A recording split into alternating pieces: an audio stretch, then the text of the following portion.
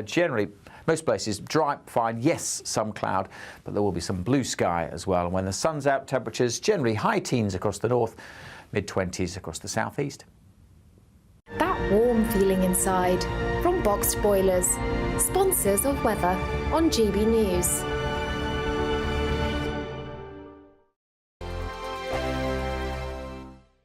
You really could become the next giveaway winner with your chance to win £30,000 in tax-free cash to spend on anything you like. Listen to what some of our previous winners have to say about winning big with us. Hi, my name's Victoria. I won the Spring Great British giveaway. So the day we got the money in our bank account, everything just felt just a lot nicer. We went out for dinner, just enter. And you never expect to win, but I did. Get your entry in now. For another chance to win £30,000 in tax-free cash, text CASH to 63232. Text costs £2 plus one standard network rate message. You can enter online at gbnews.com/win. Entries cost £2. Or post your name and number to GB07 PO Box 8690 Derby DE1 9TT. UK only. Entrance must be 18 or over. Lines close at 5 p.m. on the 30th of August. Please check the closing time if listening or watching on demand. Good luck. Welcome to State of the Nation, daily plunge into the stories shaping our country. I'm Jacob Rees-Mogg, and Monday to Thursday we bring you the insights, the facts, the truth about how our country is being governed. Because what happens in Downing Street matters down your street. Tune in to State of the Nation every Monday to Thursday, 8 to 9 o'clock. Only on GB News, the People's Channel, Britain's news channel.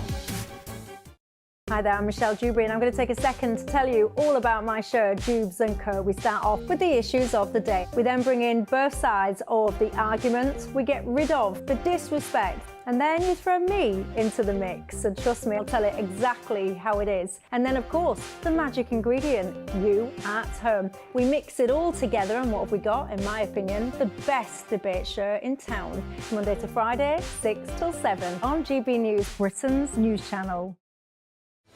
I'm Patrick Christie's. Every weeknight from 9, I bring you 2 hours of unmissable, explosive debate and headline-grabbing interviews. What impact has that had? We got death threats and the bomb threat and so on. As time passes, she could have said stump. You made my argument for me. My guests and I tackle the issues that really matter with a sharp take on every story. It went everywhere. Something practical could be done. Or I can become something different. Patrick Christie's tonight from 9 p.m. only on GB News, Britain's news channel.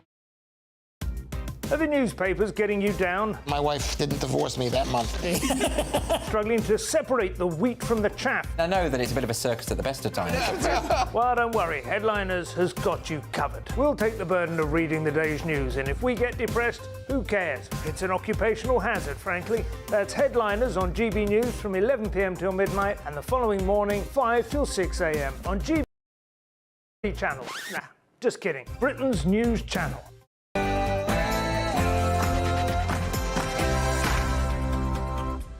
Well, good afternoon, Britain. It's 12 o'clock on Friday, the 16th of August. I'm Emily Carver. And I'm Darren Grimes. Not terminating here. The government's joy at striking a pay deal with train drivers could be short-lived. As it's revealed, train drivers on LNER are to stage yet more strikes. They're claiming a breakdown in industrial relations. Will Labour continue to cave under union pressure? Yes, Mick Whelan says in solidarity in his email to union members, not with the nation, unfortunately.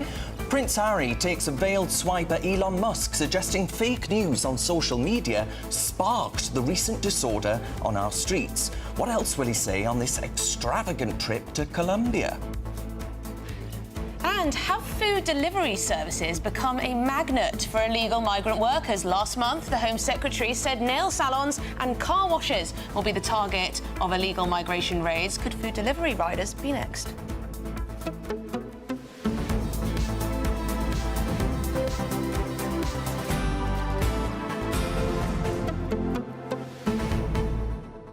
Yeah, so Darren, the government seems to think that offering these generous pay offers to train drivers, to junior doctors, to public sector workers in general is going to completely resolve the issue of industrial relations. Won't be any more strikes. No, the old adage, Emily, give 'em an inch, they'll take a mile, has never been more relevant right now, right? I mean, I just said before the break, I just got off a train this morning. They're saying now on a Saturday and Sunday they're going to be off on strike again over an issue unrelated to pay, over workers' rights and all these other issues. So I'm sorry, but there's just going to be a never-ending list of demands, because once you cave in, they realise they can get more and they do it again and again.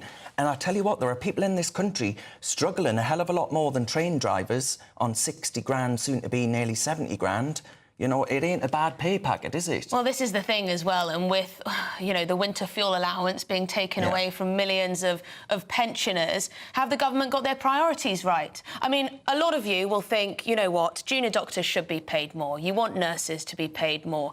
But train drivers, they seem to be the most militant unions, and they seem to always get their own way. Is it right that the government have caved in? We've got the budget. Rachel Reeves is going to do her budget quite soon now, October, I believe it is. What exactly is going to be in there to pay for this all? Pay for this all? And, you know, with the train drivers, it's 3-year pay deal. What happens after 3 years? Well, there are whispers on inheritance tax and things like that. So, again, it's going to be the pensioners who are bashed on this, isn't it? Well, let us know your thoughts. gbnews.com/your say. Do you think this is going to be the end of the strikes, or are you a little bit more sceptical? Anyway, let's get your headlines with Cameron Walker.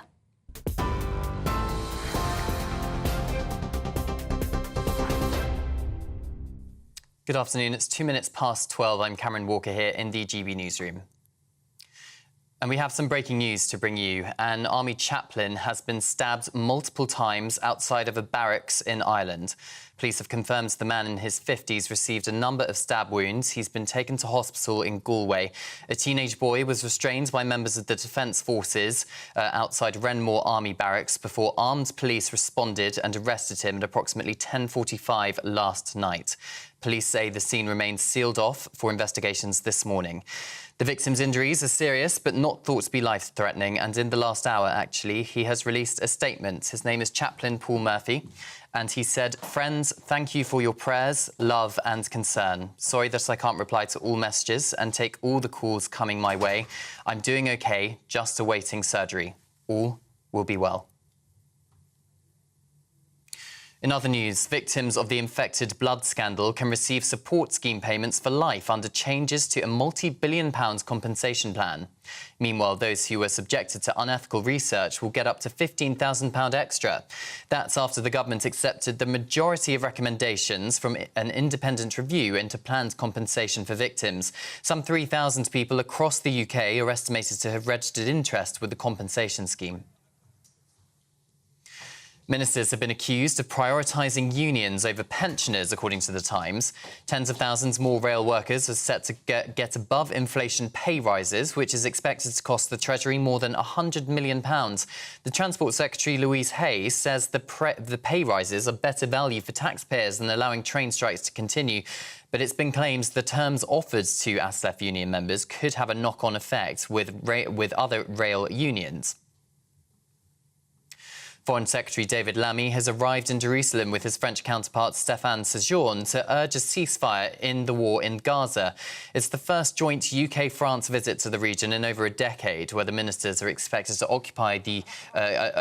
visit the occupied Palestinian territories. Lammy and Séjourné are expected to stress that, and I quote, "there is no time for delays or excuses from all parties on a ceasefire deal." In other news, Prince Harry's appeared to subtly weigh in on the recent riots in the UK, which were partly sparked by online misinformation. The Duke and Duchess of Sussex have used their first day of their official visits to Colombia to highlight online safety, where Harry said what happens online within a matter of minutes transfers to the streets, as people are acting on information that isn't true. The couple were officially invited by the country's Vice President, Francia Marquez, who says she was moved by their controversial Netflix documentary, where they laid bare their troubled relationship with the royal family, leading to their eventual departure as working royals. During a panel talking about online misinformation, though, Prince Harry suggested education could help the public spot fake news. A lot of people are scared and uncertain, and I think one of the solutions to that is education and awareness, because it's becoming harder and harder to stem the flow from the source, and therefore really it comes down to all of us to be able to spot the true from the fake. The number of pharmacies in England could fall below 10,000 for the first time in almost 2 decades. That's a warning from the National Pharmacy Association, which claims 7 pharmacies a week have so far closed this year. Cuts to budgets and medicine becoming more expensive have been blamed. If numbers fall below 10,000, it will be the lowest number since 2005. A cliff-edge return to commercial bus fares in England could be around the corner after the government refused to commit to extending the £2 cap.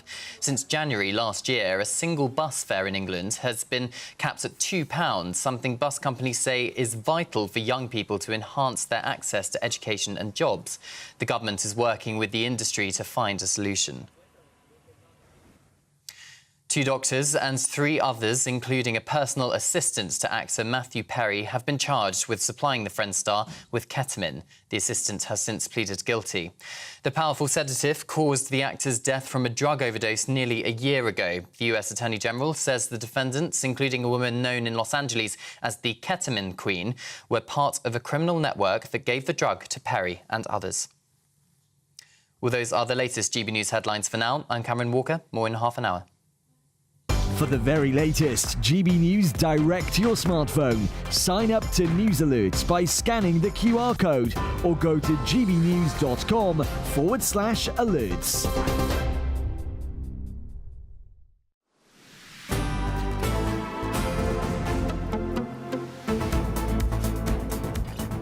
Good afternoon, Britain. It's 8 minutes past 12, rather, and we have some breaking news here for you. An army chaplain has been stabbed multiple times outside of a barracks in Ireland. Police have confirmed the man in his 50s received a number of stab wounds. He's been taken to hospital in Galway.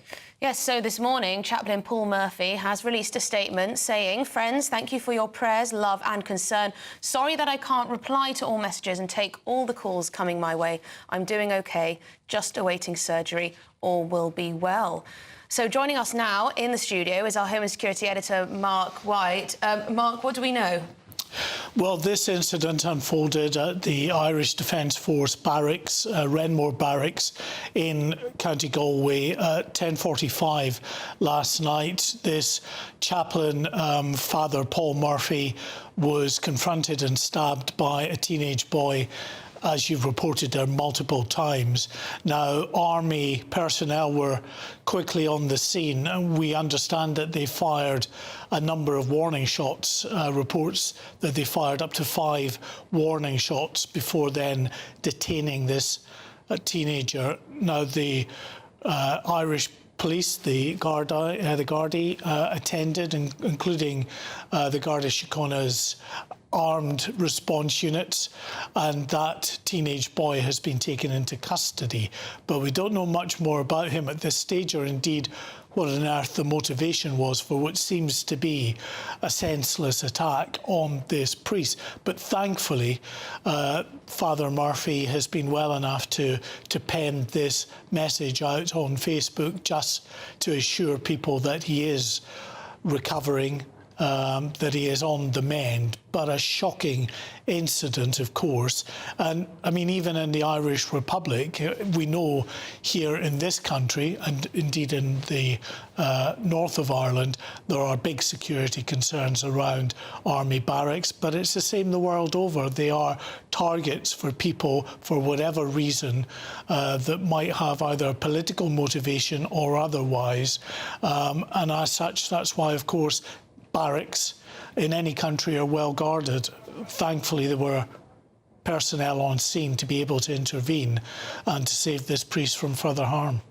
Now, I mean, Lieutenant Colonel Mark Teaton in this country, Mark, not too long ago, had a similar horrible event occur. Now, his wife was the one that found him, God bless her. Now, I'm wondering, you mentioned there that these happen the world over, these attacks on barracks in particular, and personnel working within them. It does seem, though, from these 2 stories that, you know, it'll be on the radar of our viewers much more than it would have been, you know, a while back. How worried should we be about an increase in these kinds of attacks? Well, I mean, clearly it's the second such notable incident, this one, of course, being in the Irish Republic, but it is of concern. And anyone from the military, and we don't know whether this chaplain was actually in army uniform. In the previous incident, the officer was in uniform as he was walking home when he was attacked. So that will be investigated. Hopefully that detail will come out in the fullness of time, but clearly he was just by the army barracks, so in an area of heightened risk anyway, as these high security barracks are. So yeah, there is concern. Whether it does, there's no indication that this is part of a pattern in any way. We just don't know what the motivation for this particular stabbing was, but clearly of concern, and that's why the Garda Síochána detectives are now in the process of speaking to this teenager to try to get as much information as they can, because they will want to know as quickly as possible whether there is any wider threat to military personnel or wherever in the Irish Republic. Absolutely. Indeed. Well, thank you very much indeed, Mark White, our Home and Security Editor. Please do come back if we learn anything more. Thank you. Now, the government's joy at striking a pay deal with the ASLEF union and bringing an end to the pay dispute with train drivers, well, it could be quite short-lived, as it's revealed that train drivers on LNER are to stage a series of strikes, claiming a breakdown in industrial relations. Oh, brilliant. That's your line, isn't it? Here we go again. Well, let's get more with GB News political editor Christopher Hope. Christopher, the government have been, well, congratulating themselves on reaching these pay deals, putting these pay offers across. They claim that this will put an end to these costly strikes. Will it? Well, it seems not, frankly. And hello, Darren. Hello, Emily, from the heart of Westminster. Now, yesterday we heard how Louise Haigh, she's the Transport Secretary, had brokered a deal between the train operating companies and the drivers, costing well over £100 million, a 14% pay rise over 3 years for drivers. Today, we hear from the same union, ASLEF, that got that deal with the train operators, that their LNER drivers, that's up the East Coast spine of our country, are going to strike every weekend for the next 3 months. Now, ASLEF says there's a breakdown in industrial relations, bullying by management, they allege, and persistent breaking of agreements. Mick Whelan, who's the ASLEF General Secretary, he says this dispute is separate from the pay rises brokered by the government. But it does lead you to think that maybe we're going to see increased industrial unrest after these generous deals have been struck by the government. You go back to 22% pay rise for junior doctors, 5.5% pay rise for millions of public sector workers. All these numbers are double or more than that, than the inflation rate of 2.2% this week. But even that number is ticking up to maybe 2.75% by the end of this year. And that's the worry. Are these pay rises going to be inflationary? GPs, we're told today, demanding 11% pay rise to take their pay back to what it should have been had they had pay rises since 2018, 2019. Now, Age UK, now they're involved because there's been choices made by this government in the first six weeks. The government has removed this winter fuel payment from pensioners this winter for millions of pensioners, at the same time as giving above inflation pay rises to public sector workers. Age UK have been saying today they think that is unfair. They've been told it's unfair by many pensioners who get in touch. So battles here being fought. Nick Thomas-Symonds, by the way, he is the Cabinet Office Minister. He has said that he doesn't think this is something which is prompting disputes. I think the truth will tell on that. Yes, I mean, Christopher, it's tricky, isn't it, for the Labour government? Are they going to want to be perceived as letting the unions run things, letting the unions boss them around? Yeah. And that's the risk they've got, Emily, because, of course, these are no-strings deals. They deal with the train drivers, 14% pay rise over 3 years, no strings attached, taking the average pay for the train drivers to £70,000 a year. The Tories say the government's making a choice here. They're going to support the unions, support public sector workers. That's maybe their support base, and at the expense of other people, other cuts, maybe even tax rises in the October 30th budget. So we'll wait and see if Nick Thomas-Symonds is right. He says says it won't trigger other inflationary pay demands, but that may not be the case. We'll watch it play out over the next few months. OK, well, thank you very much indeed. Christopher Hope, our political editor there, live in Westminster's College Green. Now, folks, for more reaction, we're going to speak to the political commentator, Peter Spencer. Hello, Peter. Hello there, Darren. Now, Peter, I mean, have you any sympathy whatsoever for this idea that, you know, these bumper inflation-busting pay increases can actually stave off the strikes? Because we were told by Labour, were we not, that Labour in power would mean that the strikes end. Well, I mean, ministers of either stripe, frankly, are damned if they do and damned if they don't on this sort of thing. I mean, you go back to what looked like sort of something approaching a general strike under the Tories, and they fronted up to the unions, and in the end, most of the unions caved in. Of course, it's not greatly to be wondered at, because when you're on strike, you're not actually being paid, so there's a disincentive to down tools at any moment.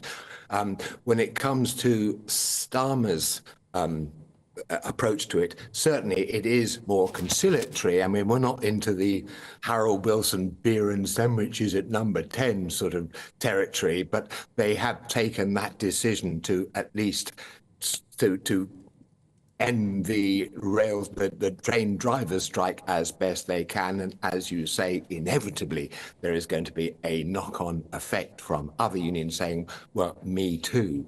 I have to say that I have to spare a thought for poor Keir Starmer's pain over all this, but he's had his teenage kids screeching at him over the cancelled hollybobs after the riots, and now he's got this on his plate. I mean, Peter, I'm sure there's not that much sympathy out there, Peter. I mean, the difficulty for Labour, though, is that, of course, ASLEF, as a union, is affiliated with the Labour Party. There's a lot of, you know, power play there, isn't there, Peter? Oh, there's bound to be. Of course there is. Yes, yes.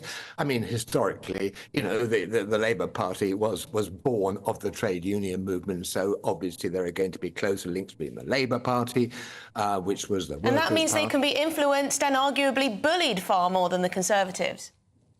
Well, there is that danger, of course. I mean, I can also see, in fairness, the other side of the argument, which is it's jolly inconvenient for the travelling public when there are train strikes every few minutes and they can't get to work or do the other things that they need to do. So I can see the logic behind thinking, look, let's just bang this on the head and get it over with. Unfortunately, as you've rightly pointed out, of course, the knock-on effect means that getting it over with is yet to be But Peter, achieved. if I were a union boss, I'd be thinking, can probably get some more out of these guys, can probably get some more. You know, they're desperate to end these strikes. Well, why not push them a little bit further? Exactly. I mean, that's basic psychology, isn't it, really, Peter? Well, of course it is, yeah, and that's my point about the knock-on effect. And so there is that danger that if you give an inch, someone starts to demand a mile. And of course, the backdrop to all this is that we have had a pretty dire economic situation for a fair number of years and a cost of living crisis. And so there's an awful lot of disgruntled groups of workers out there. I mean, I come back to it. The Tories did do most of the heavy lifting with all this. And what the Labour Party, what the current government is faced with is something of a residue. But that residue may, as you rightly say, have a sting in its tail.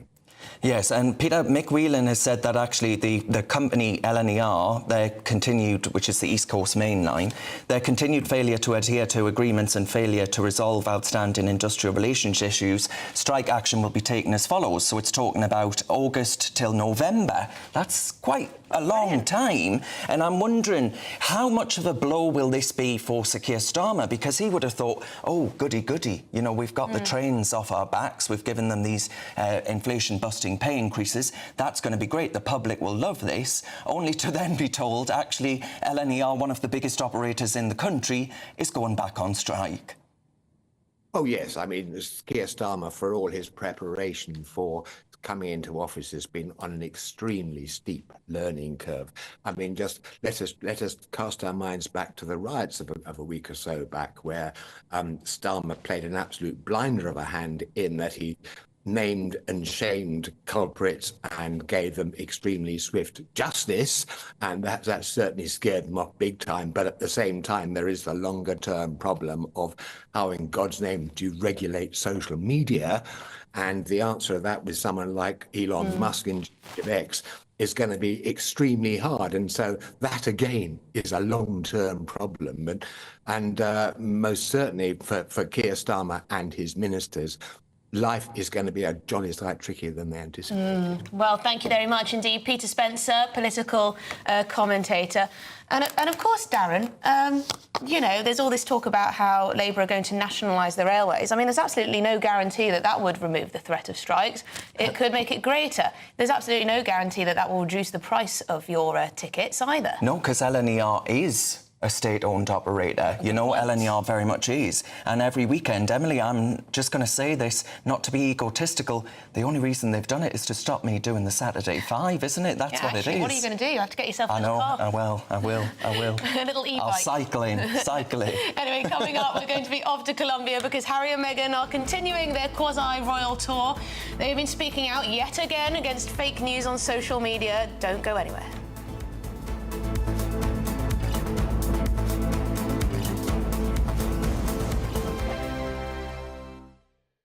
This is GB News, Britain's news channel. One local cricket team was made up entirely of one family, the Jollans. The Newmarket midweek seconds played Thurlow and Old Milgrenian seconds, captained by, here we go, James Jolland. He played alongside family members Henry, Freddie, George, Jack, Archie, Ryan, Brandon and Daniel. Even if slightly controversial, one of the umpires was a Jolland to Stephen the umpire. Yes, well, the Jolland family mostly live in Wickenbrook in Suffolk and have played for 4 years for Dullingham Village team before it merged with Newmarket. So that's the entire backstory. We're delighted to be joined now by Captain James Jolland and teammate and brother Nick Jolland. Really good to see you both this morning. This is incredible. How did you get the entire family involved in cricket? Well, we started the club about 3 years ago, and it was more friends and family. But then it had this opportunity of this week to get everyone involved because everyone was back and they all played cricket, various levels, and the youngest being 12, George. And we're all available, so we thought 1 week we'd do the whole team. You booted the friends out for 1 week only? Yeah, they were very good about it. They come and watched. They supported us. How did the other team feel about having an umpire with related ties? Well, the captain of the Thurlow is one of our friends. We do know him, so he was fine with it, and there was no controversial decisions at all. I think it's a fantastic strategy. No, yeah. You could plant somebody. That's the way in a position of authority. It's a great idea. Oh, look, here's the scorecard we can see on the screen with all of your names on there. Some fantastic English names on there. How does it get between the family members? Is it very, very competitive between you all? As you get older, you work on that, don't you? And you keep that competitiveness out of it. And it's really to play with your sons. It's a great thing to do. Yeah, it's a lovely We've thing all to got do. sons in it. That's why we do it. GB News, the People's Channel. If you want your news to be straight talking... This is a nightmare for the Conservatives again. Down to earth. It's not just Nottingham where this is happening, is it? And most importantly, honest. Hard-working, middle-class taxpayers, they'll get their book thrown at them. Then catch me, Martin Daubney, Monday to Friday, 3 till 6 p.m. on GB News, Britain's news channel. Join me, Neil Oliver, every Sunday night at 6 p.m. on GB News. And if an hour is not nearly enough for you, go to gbnews.com for special extended episodes online every Friday at 9 p.m, where we can truly get into the nitty-gritty of what's going on. GB News, Britain's news channel. We're proud to be GB News, the People's Channel. And as you know, we always love to hear your views. Now, there's a new way of getting in touch with us at gbnews.com/your say. By commenting, you can be part of a live conversation and join our GB News community. You can even talk to me, Bev Turner, or any of the members of the GB News family.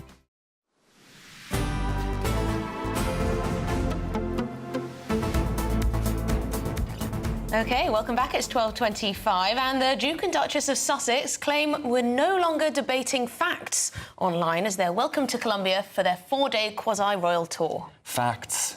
What do they know of facts? Arriving in the capital, Bogota, yesterday, it's their truth.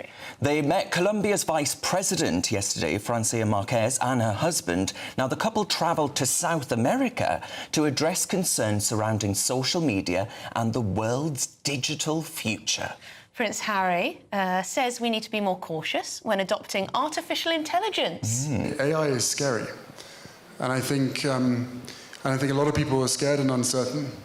And I think one of the solutions to that is education and awareness, because it's becoming harder and harder to stem the flow from the source, and therefore, really, it comes down to all of us to be able to spot the true from the fake.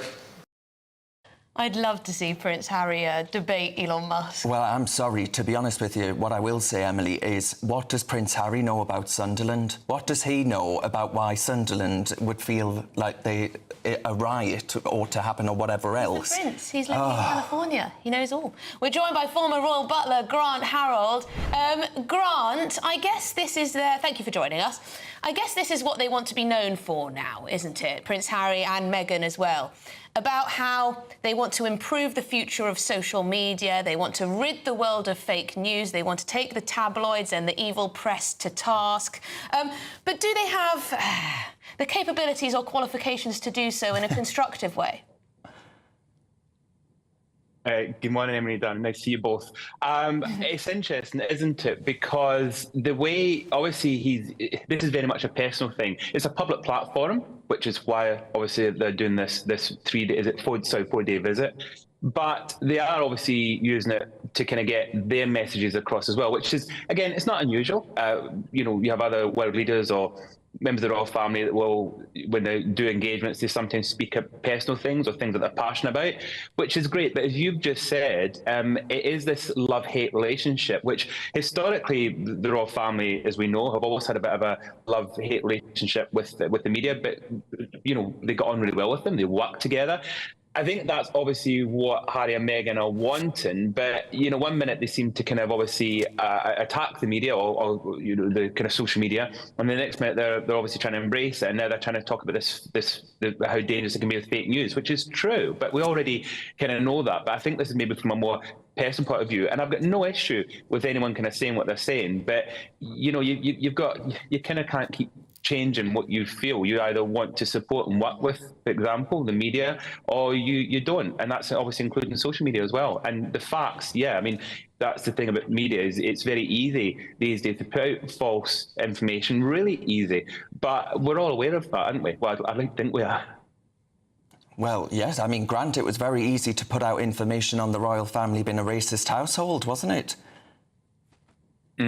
Exactly, and this is the thing, and Dan, exactly. This is where it's very dangerous. With I won't say I don't want to say fake news, because I'm going to go on by what they did.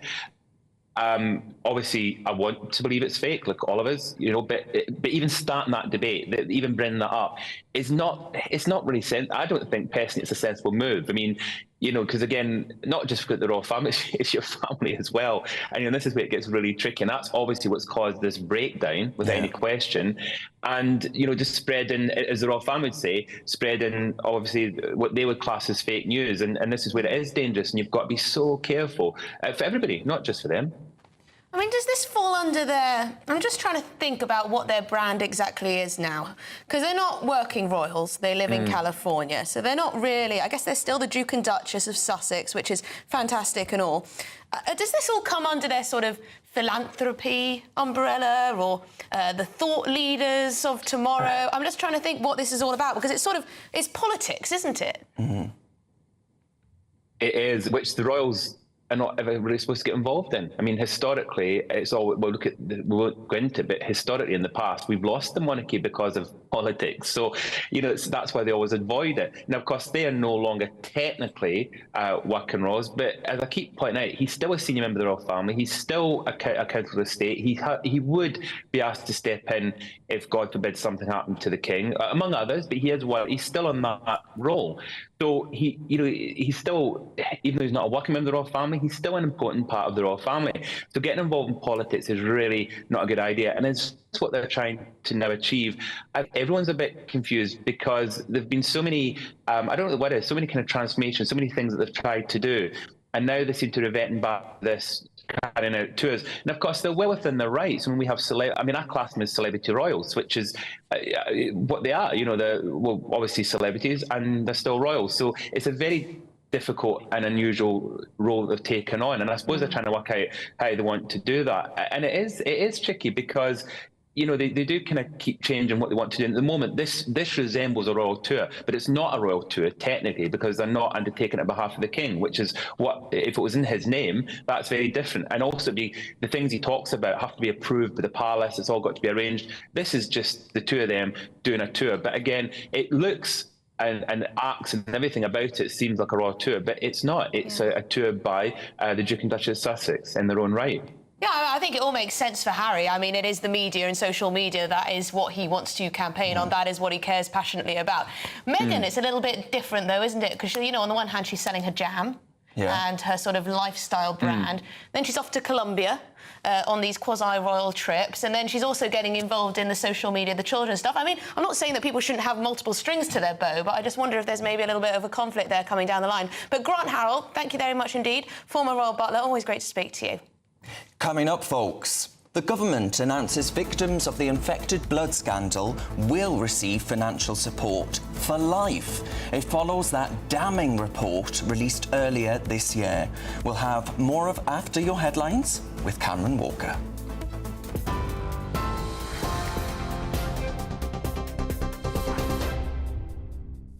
Darren, thank you. It's 12:32. I'm Cameron Walker here in the GB newsroom. An army chaplain has been stabbed multiple times outside of a barracks in Ireland and has been taken to hospital. A teenage boy was restrained by members of the Defence Forces outside Renmore Army Barracks before armed police responded and arrested him at approximately 10:45 last night.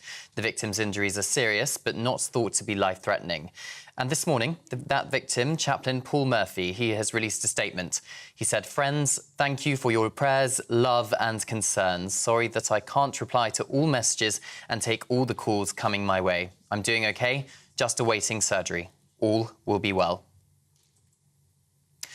Victims of the infected blood scandal can receive support scheme payments for life under changes to a multi-billion-pound compensation plan. Meanwhile, those who were subjected to unethical research will get up to £15,000 extra. That's after the government accepted the majority of recommendations from an independent review into planned compensation for victims. Some 3,000 people across the United Kingdom are estimated to have registered interest with the compensation scheme.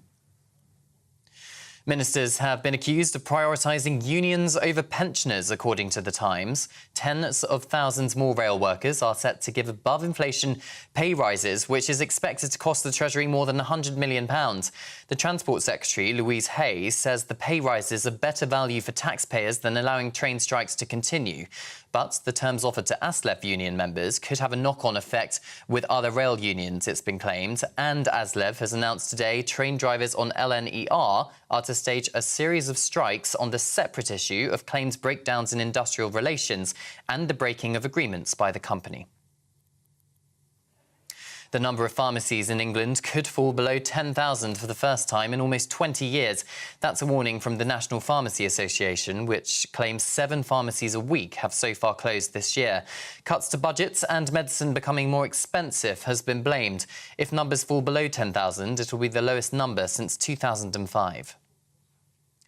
And Prince Harry's appeared to subtly weigh in on the recent riots in the UK, which were partly sparked by online misinformation. The Duke and Duchess of Sussex have used their first day of their official visits to Colombia to highlight online safety, where Harry said, and I quote, "What happens online within a matter of minutes transfers to the streets, and people are acting on information that isn't true." The couple were officially invited by the country's Vice President, Francia Marquez, who says she was moved by their controversial Netflix documentary where they laid bare their troubled relationship with the royal family, leading to their eventual departure as working royals. Well, those are the latest GB News headlines for now. I'm Cameron Walker. More in half an hour. For the very latest GB News direct to your smartphone, sign up to News Alerts by scanning the QR code or go to gbnews.com/alerts.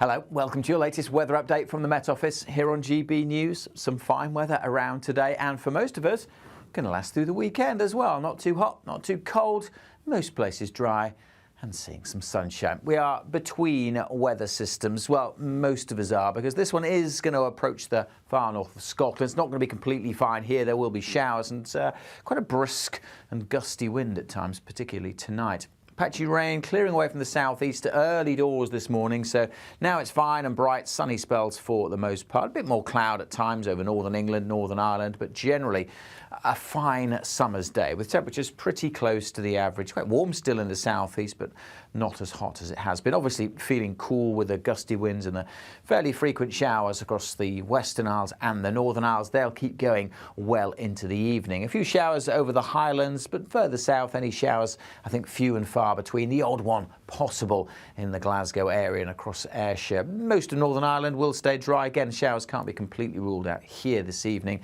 but for most of England and Wales, it is going to be a fine day and a fine evening. Not particularly warm. Temperatures will dip away. It's going to be a more comfortable night for certainly much of eastern England, where it has been very warm and humid recently. We'll keep some showers going in northern Scotland. Gets a bit windier actually here as we go through the night as well. So quite a blusterous night across northern Scotland. But elsewhere, the wind's fairly light, and that will allow those temperatures to dip down. Single figures in some rural spots. So, as I said, much cooler than recent nights. So a fresh start to the weekend, but a good-looking day tomorrow, actually. Not as many showers across the Highlands, still one or two maybe over the Northern Isles, still quite breezy here as well, but generally most places dry, fine. Yes, some cloud, but there will be some blue sky as well. And when the sun's out, temperatures generally high teens across the north, mid-20s across the southeast. The latest GB News travel. It's still looking busy for the southbound side of the M6 as it remains closed whilst accident investigation work continues southbound from Standish at 27 through to the Orrell interchange at 26. Westbound on the M62, a lane closure to a vehicle fire from Haywood at 19 through to junction 18, but traffic is coping well. Slow, however, for the clockwise side of the M25 to an earlier accident from junctions 15 through to junction 16. The clockwise side of the M25 is also slow as there is a lane closure on the exit slip road at junction 30 for Lakeside to a broken down caravan. The M4 is coping well. An earlier delay at the Bringlass Tunnel seemed to be easing around Malpas Road at 26. So that's the very latest travel news. You can stay up to date throughout the day by visiting our website gbnews.com.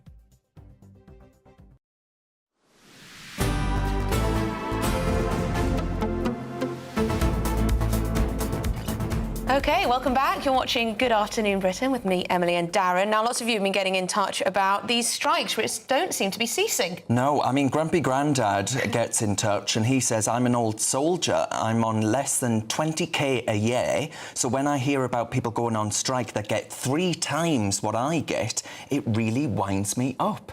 And Free Speech, I don't think that's your name, but yes, Free Speech, says, so LNER train drivers get a pay rise just 48 hours later. They're striking every weekend from August to November. That's 22 days of chaos. And it's not about money anymore. They're complaining about management bullying.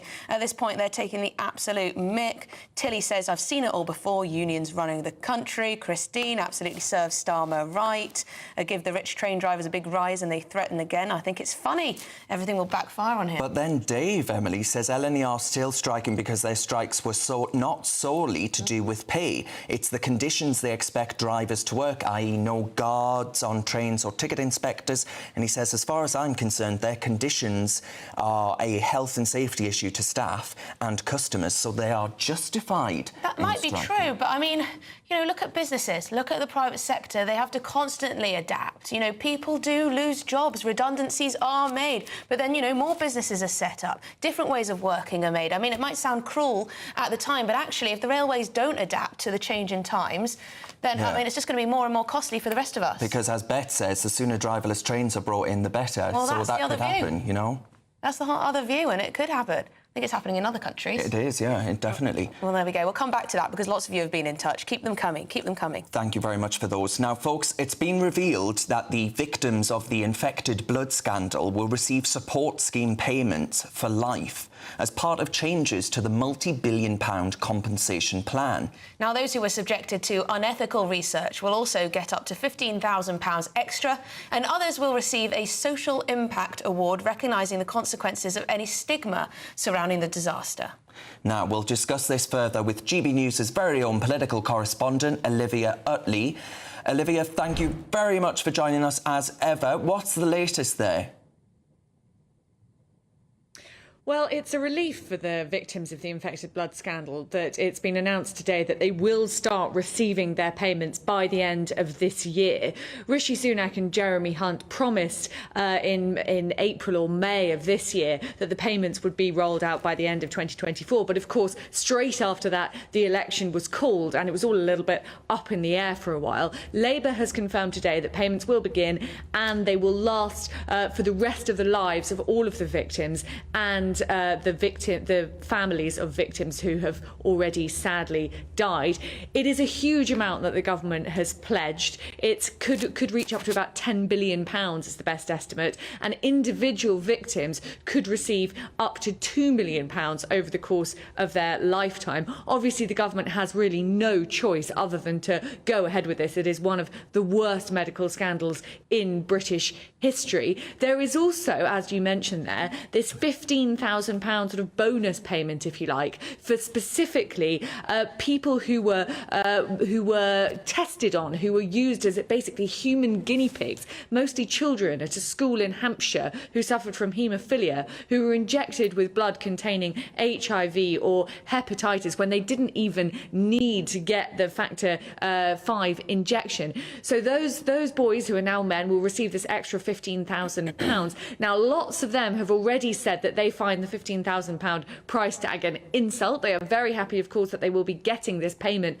at last, that payment which will be paid to them for the rest of their lives. But that £15,000 figure they are not happy with at all. It'll be interesting to see how the dust settles around this, because obviously the compensation package overall, possibly £10 billion, is enormous. But after waiting so long to receive justice, and with that seemingly quite insulting £15,000 figure for those boys, it could be that victims still aren't happy. Well, thank you very much indeed. Olivia Utley, GB News political correspondent, thank you. I mean, Darren, the scope of this compensation is absolutely enormous, and you can understand why. The horror, the stigma, the ill health that people suffered is absolutely enormous. There's also, you know, family, even friends, victims, parents, etc., children and the like. I mean, it's absolutely enormous. The government are going to have to really plan how they're going to be able to pay for this all. And also, how do you actually quantify how much compensation people ought to be paid, right? You know, with the 15 grand figure there, people saying that's actually quite insulting. Yeah.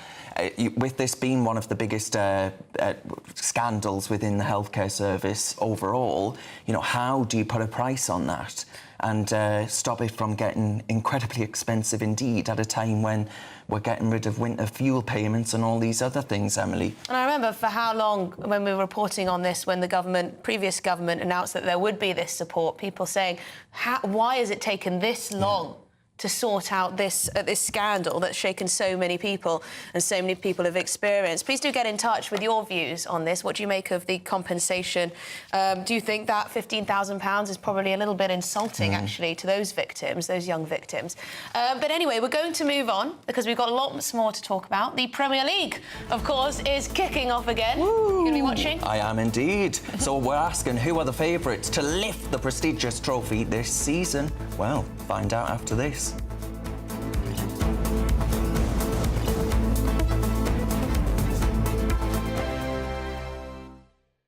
This is GB News, Britain's news channel. Alex, can you tell us about Tom Cruise's diet? Tom Cruise's diet, I mean, so there was the story today in the Daily Mail talking about the fact that obviously, you know, the guy has a very, very strict diet. He pretty much has no alcohol in his diet, has very strict times he eats. He only eats meat and fish. Isn't happy.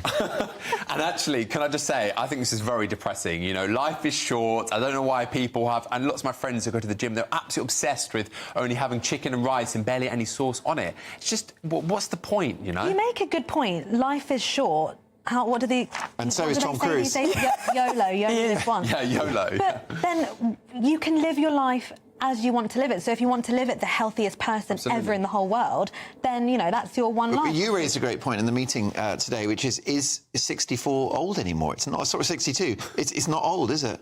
No. 62 is the new 40. Yeah. There I mean, you the go. thing is, though, don't you think Tom Cruise is a multi-millionaire?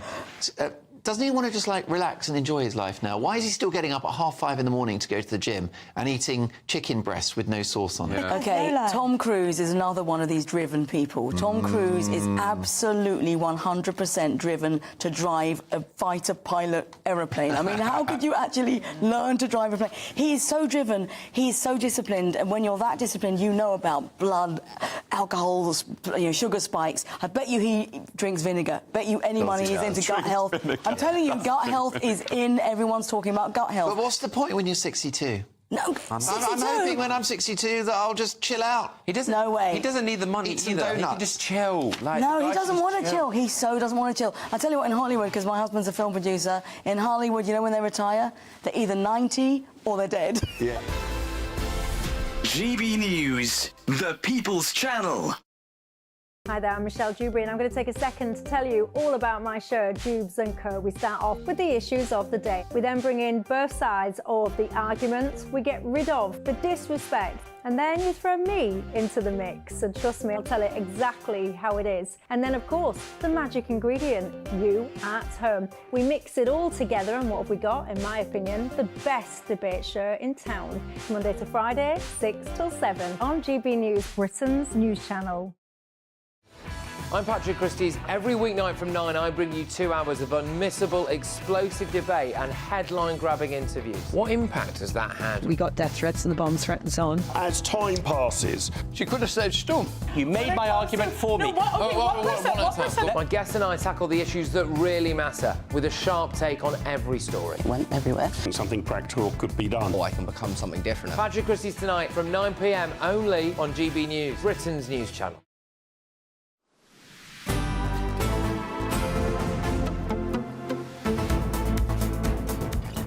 Right, well, some lovely people have been in touch with us today. I have indeed. Shirley says, afternoon both. Good afternoon to you, Shirley. Could you please find out how much the average train driver gets paid? Then do the same for carers, nurses, teachers, etc. I think I know the general answer. Train drivers get paid double or triple the pay of others that do much more important jobs in society. Then there are the vulnerable of society who are having things like the winter fuel payment taken away. Shirley says this is wrong and unfair, and the government has its priorities all wrong. Shirley not holding back there, Emily. Yeah, so train drivers, I think average is about 60k. Yeah. 60k a year, that's going to go up to, within 3 years, up to close to 70. Exactly, and one of the other comments made the point that actually bus drivers, they collect the fares, they do everything, they get people on. They don't have a guard, standing guard with them. You know? And they often get a lot of abuse as They well. do, indeed. The train drivers are protected a little more from that. But yeah, what I was reading earlier about how they've still got the right, because this was a no-strings attached pay offer that the government offered ASLEF Union, the train drivers.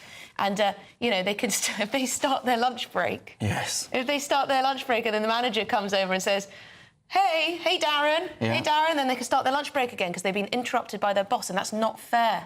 It's very French, isn't it? It's very French, Incredibly French, where the unions have absolute power over this one industry, and it seems to be the sort of, you know, longing for the halcyon days of old, pre-Thatcher, where the unions did actually have a really large amount of power and sway in the country. I mean, do you think, I'm interested to know if you at home think that we're sort of moving in that direction? sort of the More pre-Thatcher days. 1970s, yeah. Where the unions had a huge amount of power to just disrupt everything. I guess the counter to that is that the Conservatives didn't manage to sort out these pay disputes. And yes, they stuck to their guns and said, we're not going to give you these pay rises, but what did we see? Huge amount of days lost, lots of money lost in the economy as a result. But then I remember Sadiq Khan, when he was elected in 2016, he said, I'll end the strikes, there'll be no more strikes, TfL will run like clockwork with me. And then lo and behold, how many strikes have there been, Emily? Loads. Well, Madeline says, why do we still need train drivers? We've had Dockland Light Railway since 1987, we have. No train driver on those trains, they work fine, and in the last 30 plus years, they could have sorted out the rest of the railway network to be the same as the DLR. Well, I'm telling you there, the unions would not be happy with that. No, they would not. Because then they'd lose jobs. But Matthew says, heading full speed back to the 70s. There you go. Yeah, and that's a really good point, actually, because, I mean, if we do go back to the 1970s, remember what happened in the 70s, and a lot of viewers will be well aware. 3-day working week, winter of discontent, you had bags of rubbish piled up on the streets. There was a load of people going on strike every 2 minutes in loads of industries, and we were the sick man of Europe. We were no use to man, no beast. So, you know, we can't go back in that direction. Yeah. I think unionisation has its place, of course it does, and to help workers to fight off what could be a pretty big business. But I'm sorry, we can't go back to those days of what was madness for any supposedly advanced economy. I mean, I wonder what Keir Starmer's going to do here, because they obviously decided that their tactic was going to be make this go away. Pay them off. Make the strikes go away. And but we're going to move on because the football is back. And we can't forget that. That's a bit lighter, a bit brighter, a bit happier. Although one viewer did remind us... One viewer did remind us, mind, that we actually were not talking about the cricket. So I do want to give a shout-out to that viewer and say, I'm so sorry, you're all right, the cricket is still ongoing, Emily. The cricket is still ongoing, but let's speak to Harry Harris, who is a football writer. Yeah, and find out more. Yeah, Harry, what have we got going on then with the old football? Well, it all kicks off tonight with Manchester United. No one really has much confidence in Den Haag, the manager who was kept on by the skin of his teeth when the club interviewed 2 or 3 prospective candidates, wouldn't pay them enough or wouldn't give them enough money in the transfer market, whatever the reasons, they all turned it down, and they were left with what was supposedly a dead man walking, but he's still walking. How long for? Ten Hag, will it be 10 days, 10 months? I'm not sure he's going to last the season, that's for sure. Well, Harry, though, at the end of last season, though, Ten Hag did seem like the sort of comeback kid, right? Because everyone was saying, oh, that's it, he's gone, he's a gunner, that's over, he's as done as Rishi Sunak. And then, like Lazarus, he rose back from the dead. He did. Well, you've got to hand it to him. He's still there. But, you know, players being players, and we've come across them over many years, they know the score and they know his time is limited. He's made some significant signings, and 1 or 2 very good signings have got to be fair to him, or the club, and the new backers are in place. So you never know. He's got half a chance, but I don't think it's going to be much of a chance in a sense, because you know he really hasn't got the majority of the fans behind him. He hasn't got the players behind him. He's got some new signings in. It really is going to be the focus, and of course, one of his top signings, a centre-half, got injured before even the season started, so he's not had much luck, and he had a lot of injuries last season. So there's something not quite right behind Old Trafford. I mean, Harry, do you think there's going to be a difference with actually winning the Premier League this year? Do you think Arsenal might finally be able to break through properly? Well, I think there's going to be a lot of surprises this year, funnily enough, because I think... you know, Manchester City winning 4 in a row, that was some feat, but winning 5, I just don't think that's feasible. And they've got some problems as well. You know, here's my prediction. I think this is Pep Guardiola's last season for a number of reasons. OK, Harry, I'm so sorry. We're going to have to leave it there because we've come to the end of the hour. But that was Harry Harris. Please stick with us because we've got a lot more on our plate. Indeed. For you. We have indeed. A brighter outlook with Box Solar, sponsors of weather on GB News. Hello, welcome to your latest weather update from the Met Office here on GB News. Some fine weather around today, and for most of us, Going to last through the weekend as well. Not too hot, not too cold. Most places dry and seeing some sunshine. We are between weather systems. Well, most of us are, because this one is going to approach the far north of Scotland. It's not going to be completely fine here. There will be showers and quite a brisk and gusty wind at times, particularly tonight. Patchy rain clearing away from the southeast early doors this morning, so now it's fine and bright, sunny spells for the most part. A bit more cloud at times over northern England, Northern Ireland, but generally a fine summer's day with temperatures pretty close to the average. Quite warm still in the southeast, but not as hot as it has been. Obviously feeling cool with the gusty winds and the fairly frequent showers across the Western Isles and the Northern Isles. They'll keep going well into the evening. A few showers over the Highlands, but further south, any showers, I think, few and far between. The odd one possible in the Glasgow area and across Ayrshire. Most of Northern Ireland will stay dry. Again, showers can't be completely ruled out here this evening, but for most of England and Wales, it is going to be a fine day and a fine evening. Not particularly warm. Temperatures will dip away. It's going to be a more comfortable night for certainly much of eastern England, where it has been very warm and humid recently. We'll keep some showers going in northern Scotland. Gets a bit windier actually here as we go through the night as well. So quite a blusterous night across northern Scotland. But elsewhere, the wind's fairly light, and that will allow those temperatures to dip down single figures in some rural spots. So, as I said, much cooler than recent nights. So a fresh start to the weekend, but a good-looking day tomorrow, actually. Not as many showers across the Highlands, still one or two maybe over the Northern Isles, still quite breezy here as well, but generally most places dry, fine, yes, some cloud, but there will be some blue sky as well. And when the sun's out, temperatures generally high teens across the north, mid-20s across the southeast. That warm feeling inside from Boxed Boilers, sponsors of weather on GB News.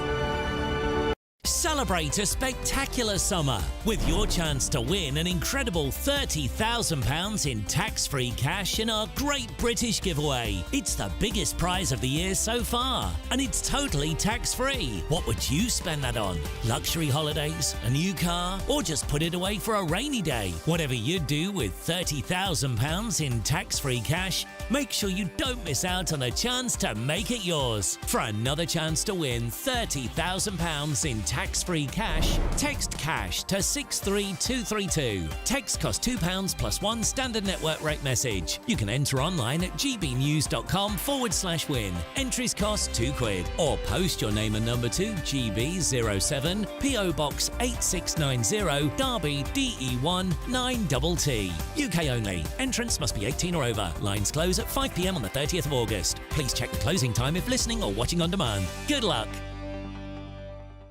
Sunday with Michael Portillo from 11, only on GB News. Joined now by the founder of Quintet London, Tanta Masulishvili, who channels her experience and fervour for fashion into her innovative brands, which produce artworks on silk. You brought in some lovely things, which we'll discuss in just a moment. Tell me a little bit about the complexity of printing an artist's idea onto silk. Is that a difficult thing to do? It's actually very simple, because we just simply ask our clients a set of questions to find out what they like, their experiences, their favorite object, or anything they desire. We create out of this information preliminary sketch, show it to clients until it's perfect. We change it according to their needs. Are you saying that everything that you're doing here is personalised to a client? It's a commission from a client? Every single piece is totally unique. We make each individual piece for the client taste. So every single piece is totally different. And what is nice, for example, we do like wedding favors, corporate gifts, investors' gifts, and every single time we would match the theme throughout to the actual company theme and so on. Now here we have a series of little silk ties. Am I right to call them ties? This one's actually called twillies. Twilly. Yes. I didn't know the word twilly. Yes. These have a name. So this is the name of your client in this case. This one is Amanda, I think. Exactly. So actually these are our signature design. So if you want to give someone something quickly, but just simply add their names, you can order from our website, and you just simply need to insert their name, and we can produce it on your favorite color combination. But then obviously our main product is totally unique pieces which are bespoke.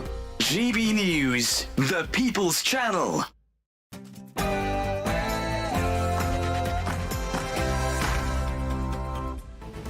A very good afternoon. It's 1 o'clock on Friday, 16th of August. I'm Darren Grimes. And I'm Emily Carver. An army chaplain has been stabbed multiple times outside of a barracks in Ireland. Police have confirmed the man, in his 50s, has been taken to a hospital in Galway, and a teenage boy has been arrested. We'll have the latest. Yes, and not terminating here. The government's joy at striking a pay deal with train drivers could be short-lived, as it's revealed train drivers on LNER are to stage yet more strikes, claiming a breakdown in industrial relations. Will Labour continue to cave under union pressure? And have food delivery services become a magnet for illegal migrant workers? Last month, the Home Secretary Yvette Cooper said nail salons and car washes will be the target of illegal migration raids. Could food delivery riders be next?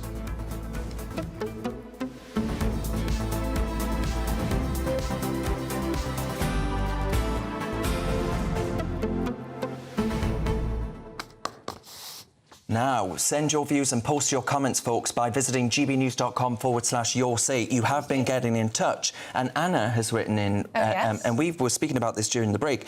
Anna says Rishi being off the radar is actually very annoying. Rishi being Rishi Sunak, of course, remember him?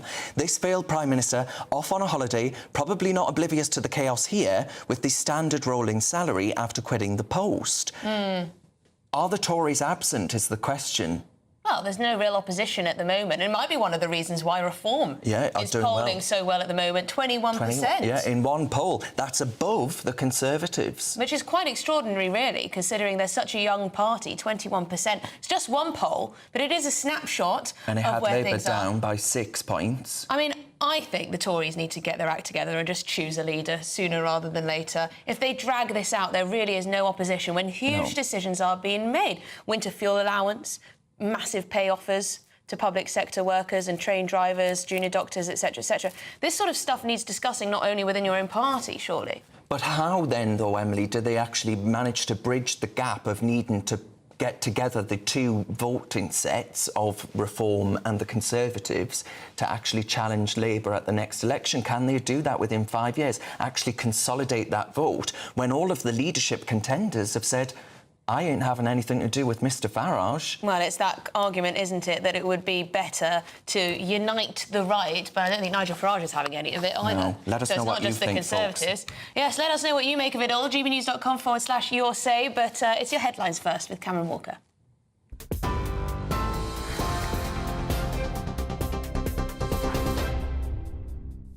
Good afternoon. It's 2 minutes past 1. I'm Cameron Walker here in the GB newsroom. An army chaplain has been stabbed multiple times outside of a barracks in Ireland. Police have confirmed the man in his 50s received a number of stab wounds. He's been taken to hospital in Galway. A teenage boy was restrained by members of the Defence Forces outside Renmore Army Barracks before armed police responded and arrested him at approximately 10:45 last night. Police say the scene remains sealed off for investigations to continue. The victim's injuries are serious, but they're not thought to be life-threatening. And this morning, the victim, Chaplain Paul Murphy, he has released a statement. He said, "Friends, thank you for your prayers, love and concern. Sorry that I can't reply to all messages and take all the calls coming my way. I'm doing OK, just awaiting surgery. All will be well."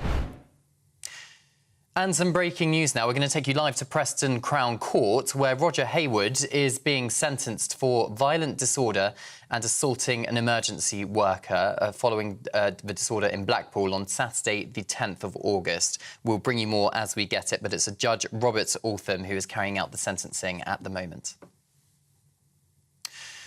Victims of the infected blood scandal can receive support scheme payments for life under changes to a multi-billion-pound compensation plan. Meanwhile, those who were subjected to unethical research will get up to £15,000 extra. That's after the government accepted the majority of recommendations from an independent review into planned compensation for victims. More than 30,000 people who received NHS treatments between the 1970s and early 1990s were infected with contaminated blood. Ministers have been accused of prioritising unions over pensioners, according to The Times. Tens of thousands more rail workers are set to get above inflation pay rises, which is expected to cost the Treasury more than £100 million. The Transport Secretary, Louise Hay, says the pay rises are better value for taxpayers than allowing train strikes to continue. But the terms offered to ASLEF union members could, its claims, have a knock-on effect with other rail unions. And ASLEF has announced today that train drivers of LNER are to stage a series of strikes on the separate issue of claimed breakdowns in industrial relations and the breaking of agreements by the company. Foreign Secretary David Lammy has arrived in Jerusalem with his French counterpart Stéphane Séjourné to urge a ceasefire in the war in Gaza. It's the first joint UK-France visits to the region in over a decade, where the ministers are expected to visit the occupied Palestinian territories. Lammy and Séjourné are expected to stress that there is no time for delays or excuses from all parties on a ceasefire deal.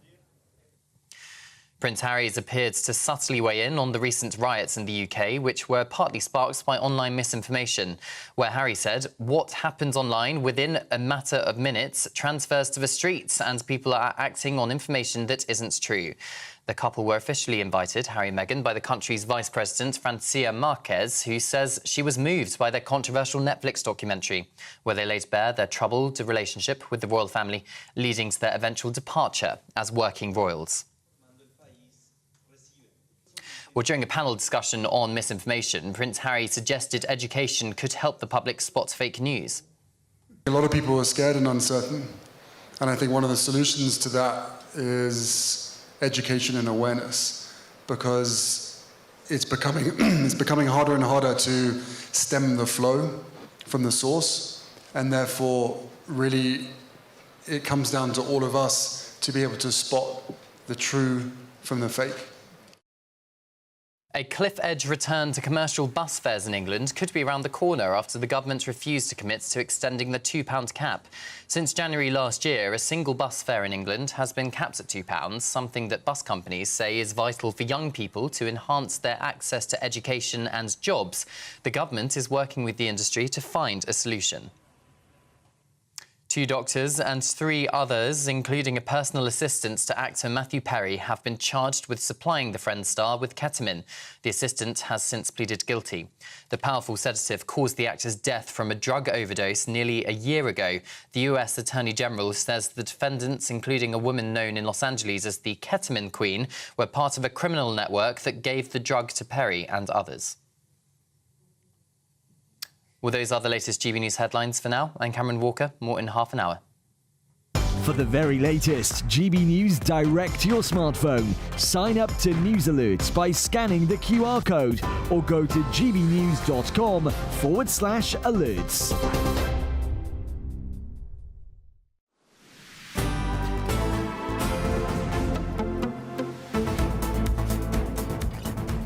Well, good afternoon, Britain. It is now 1:08, and an army chaplain has been stabbed multiple times outside of a barracks in Ireland. Police confirming the man is in his 50s and has been taken to hospital in Galway, and a teenage boy has now been arrested. This morning, Chaplain Paul Murphy released a statement saying the following. Friends, thank you for your prayers, love and concern. Sorry that I can't reply to all messages and take all the calls coming my way. I'm doing okay. Just awaiting surgery. All will be well. OK, well, joining us now is our Home and Security Editor, Mark White, with us in the studio. Mark, what do we know about this incident? Well, it was just before 11 o'clock last night, and Father Murphy, we understand, was at the main gates into Renmore Barracks in County Galway when this attack happened. Thankfully, he was near the main gate because there was then army personnel who were on guard duty that were able to come to his assistance, but not before he'd been stabbed multiple times.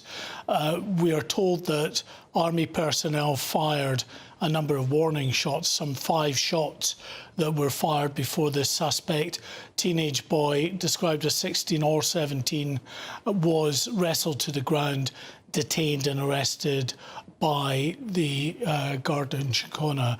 He has now been taken to a police station, a Gardaí station, where he is being questioned. But we don't know at this stage any anything about the motivation for this. It seems like a senseless attack. We don't know as well whether Father Murphy at that point was in uniform or wasn't in uniform, but he was at the main gate of the barracks, of course, which any army barracks is just that higher degree of risk because of attacks that we've known about in army barracks around the world, really. And Mark, Father Murphy there says he's waiting for surgery. Do we know how serious it must be in order for there to be surgery? He is seriously injured, non-life-threatening, we're told, thankfully. But he was clearly still able either to type himself or dictate a message on social media to all these very worried friends and well-wishers who've been contacting him just to say that, you know, he is on the road to recovery, but clearly he will require surgery following those multiple stab wounds that he received. Now, it's something that has been spoken about, is how some people in our armed forces may not always feel comfortable wearing their uniform out and about. Now, as you say, we don't know if Father Murphy was wearing anything army-related, but he was outside a barracks. Is this something that people in the armed forces are actually talking about, whether they feel safe in their uniform? Yeah, I mean, that debate has been sparked a number of times over the years with threats that have been made towards military personnel at times of heightened tension, particularly in the Middle East. And, of course, incidents, some of them tragic. We remember Lee Rigby back in 2013, stabbed to death outside the Woolwich barracks in South East London. There was a big debate then about whether military personnel should wear uniform. Now, he wasn't wearing uniform at the time, but of course he was in close proximity to an army barracks at that point. And then, of course, we just need to remember the incident last month in Gillingham in Kent, outside the Brompton barracks, where Lieutenant Colonel Mark Teaton was stabbed multiple times and was lucky to escape with his life. He's making a slow recovery after that attack. Now, he was in uniform, leaving the Brompton barracks and heading home just a short distance away in Gillingham when he was attacked. So there's a heightened risk because of the job they do, and there are people out there that want to do our and other people's armed forces personnel harm. Well, thank you very much indeed, Mark White, our Home and Security Editor. Rather depressing that people in our armed forces need to think about that. It definitely is. But shall we move on? Because the government, they've been pretty happy in the last couple of days, striking this pay deal with the ASLEF union, bringing an end to the pay dispute with train drivers. But could it be short-lived? It could indeed. Not only have train drivers at LNER announced a fresh set of strikes, but ministers have been accused of prioritising unions over pensioners. Well, a fresh row could also be brewing with the RMT union now, after their General Secretary, Mick Lynch, threatened fresh industrial action from his members if they don't get the exact same pay deal as ASLEF. You can see what's happening here, can't you, Darren? Yeah, why are the heads of all these trade unions called Mick? Emily, that's what I want to know. We're going to get the thoughts now. I like the name Mick. Mick. Now, we're going to get the thoughts of former Labour Minister Bill Rammell. Bill, don't worry, I won't ask you why every trade union member is called Mick, but I would like to know, do you think this is a bit of a... Is this a bit of a faux pas for the Prime Minister? Because, of course, it was, you know, said with much gusto, we're going to end the strikes, and this pay increase was what was going to do it. It ain't happened. Well, I think the dispute at LNER is particularised to that regional rail company, and there's still 2 weeks to go before suggested strike action. And I think negotiations are going to take place. It's not about pay, it's actually about working conditions and management. And I think it can almost certainly be resolved. But, you know, what we're seeing is about fairness and getting Britain back to work. The Tories always keep public sector pay excessively low, and that causes real problems in terms of recruitment, retention, and morale within those services, which affects the public services. And this is about rebalancing and getting it right. And a pay rise, if we're talking about the train drivers, is ultimately, I think, a better deal for the taxpayer than a dispute carrying on, which has already cost more than £850 I take your point, million. Bill. I take your point, Bill, but this pay offer to the train drivers, absolutely no strings attached. No question of improved productivity, no question of removing some of these antiquated practices, specifically over lunch breaks, and the like, absolutely no strings attached. So if I was a union boss, I'd be thinking, well, after 3 years, we're going to do exactly the same thing again, threaten a few strikes, and the Labour government will just give us what we want. Bill, is that the way to run a country? Well, I actually think there is a fair point being made around some of the antiquated working practices, and I hope that as we move forward, those will be tackled. But there hasn't been. It wasn't in the offer. Sure, but because there's been an absolute imperative to end these strikes at this particular time, which have already cost us over £850 million. And that's just the cost to the rail companies, quite apart from the knock-on cost to the economy and economic growth. I also think it's worth pointing out, these are not excessive pay deals. It's actually 14.25% over 3 years. And that's actually less than the inflation rate for those 3 years. I know, but you consider the fact that, you know, it's going up to almost 70 grand though, Bill, and a lot of our viewers are saying, well, Howie, hang on a minute here. 70 grand, I wouldn't mind that. Well, everybody, whatever they earn, has seen their cost of living go through the roof. Yeah, and their pay packets aren't going up as much as Sir Keir Starmer's putting up train drivers, though.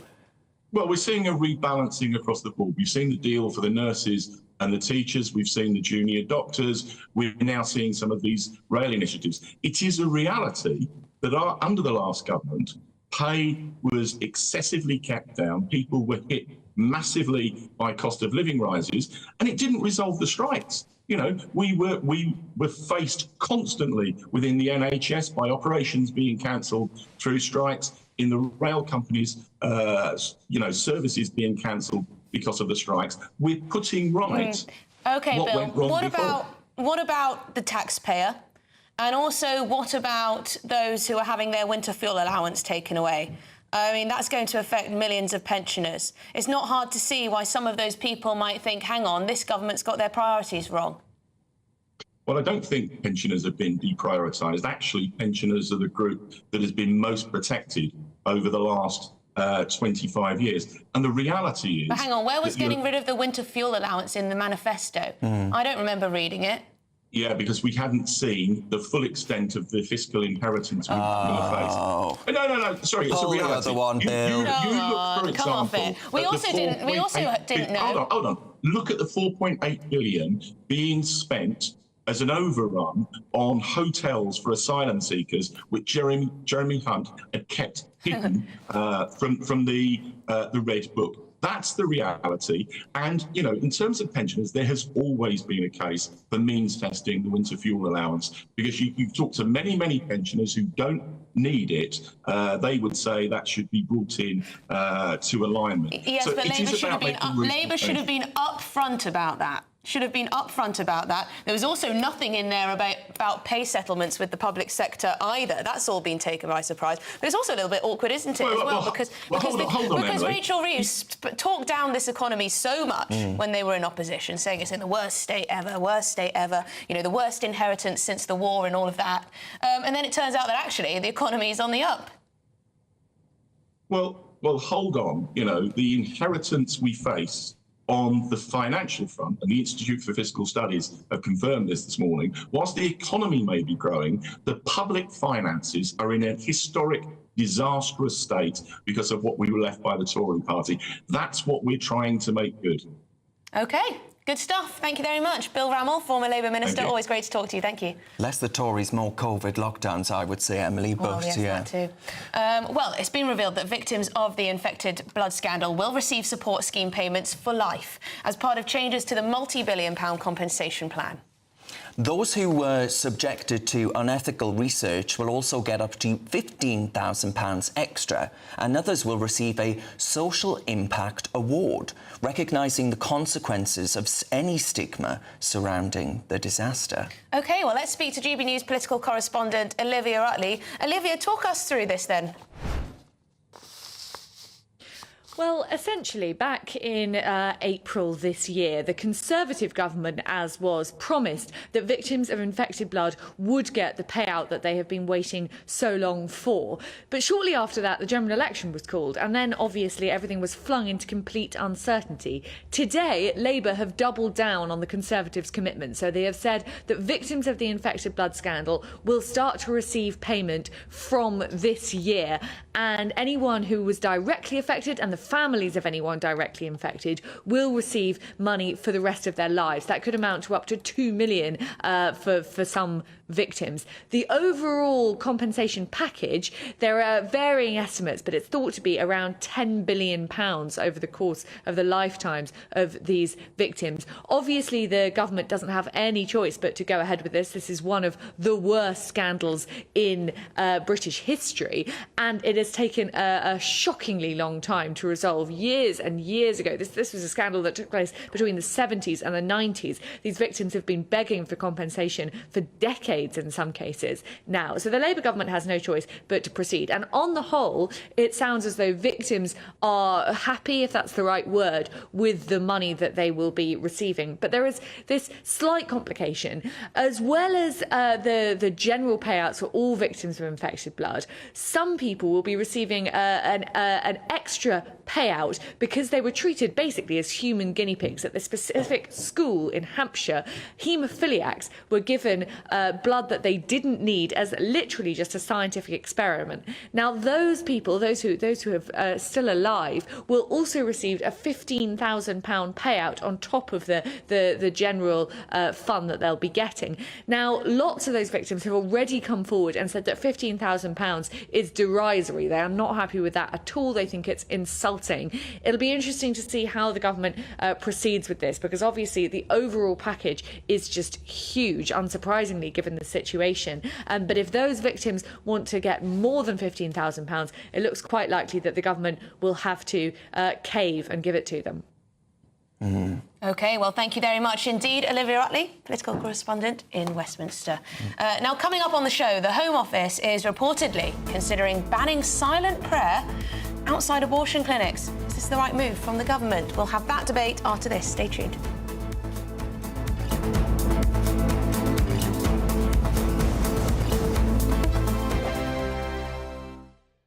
Sir Jacob Rees-Mogg's State of the Nation, Monday to Thursday from 8 p.m. Well, I'm joined now by royal biographer and former royal photographer, Ian Lloyd. Ian, hello, Jacob. Thank you Good evening. Thank you for joining me. This is going to be great, isn't it? The opportunity to go around and see where the King comes onto the balcony from. Really interesting insight to how Buckingham Palace works.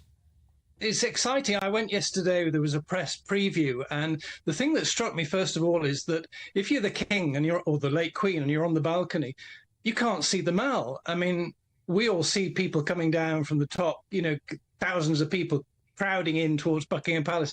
They can't see it because of this great monument to Queen Victoria called the Queen Victoria Memorial, or they call it the wedding cake, but it blocks the view. So apparently the King has a TV in there, and the late Queen did as well. So what they do is they when they're waiting to come on, they're watching the TV to see how the crowd's getting nearer the palace.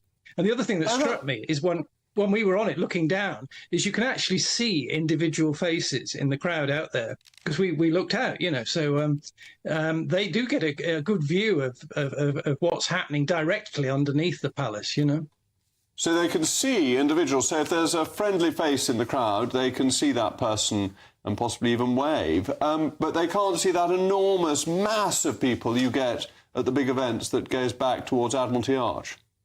The other thing I learned is there's a great historical link, because the person that put the east wing on the palace, because it was originally 3 sides, and Queen Victoria had, of course, 9 children, so they had to build a 4th side for all the nurseries and things. Edward Blord was the architect, but the master builder was Thomas Cubitt. GB News, the People's Channel. I'm Christopher Hope. From pop stars to politicians, I'll interview anybody in a pub who's got a political opinion. Join me every Friday on Spotify, Apple Podcasts, YouTube or gbnews.com, or wherever you get your podcasts. This is GB News, the People's Channel. If you want your news to be straight talking, this is a nightmare for the Conservatives again. Down to earth. It's not just Nottingham where this is happening, is it? And most importantly, honest. Hard-working, middle-class taxpayers, they'll get the book thrown at them. Then catch me, Martin Daubney, Monday to Friday, 3 till 6 p.m. on GB News, Britain's news channel.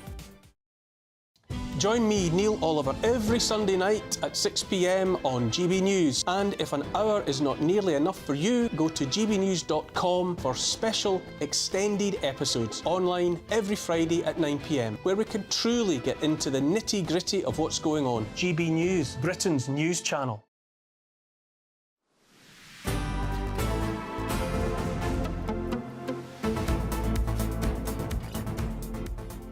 Good afternoon, Britain. It's 1:25. Now, according to reports, the Home Office could ban silent prayer outside abortion clinics over concerns that it's intimidating to women who use the facilities, with Safeguarding Minister Jess Phillips saying the government would look to implement safe access zones around clinics imminently. However, on the other side of the debate, anti-abortion campaigners have criticised the proposed ban as an attack on free speech and also on freedom of religion.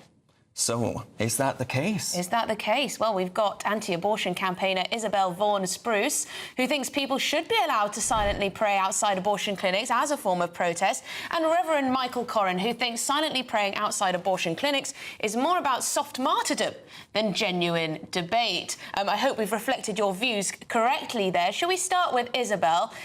Isabel, why do you think people should be allowed to silently pray if it's intimidating to women?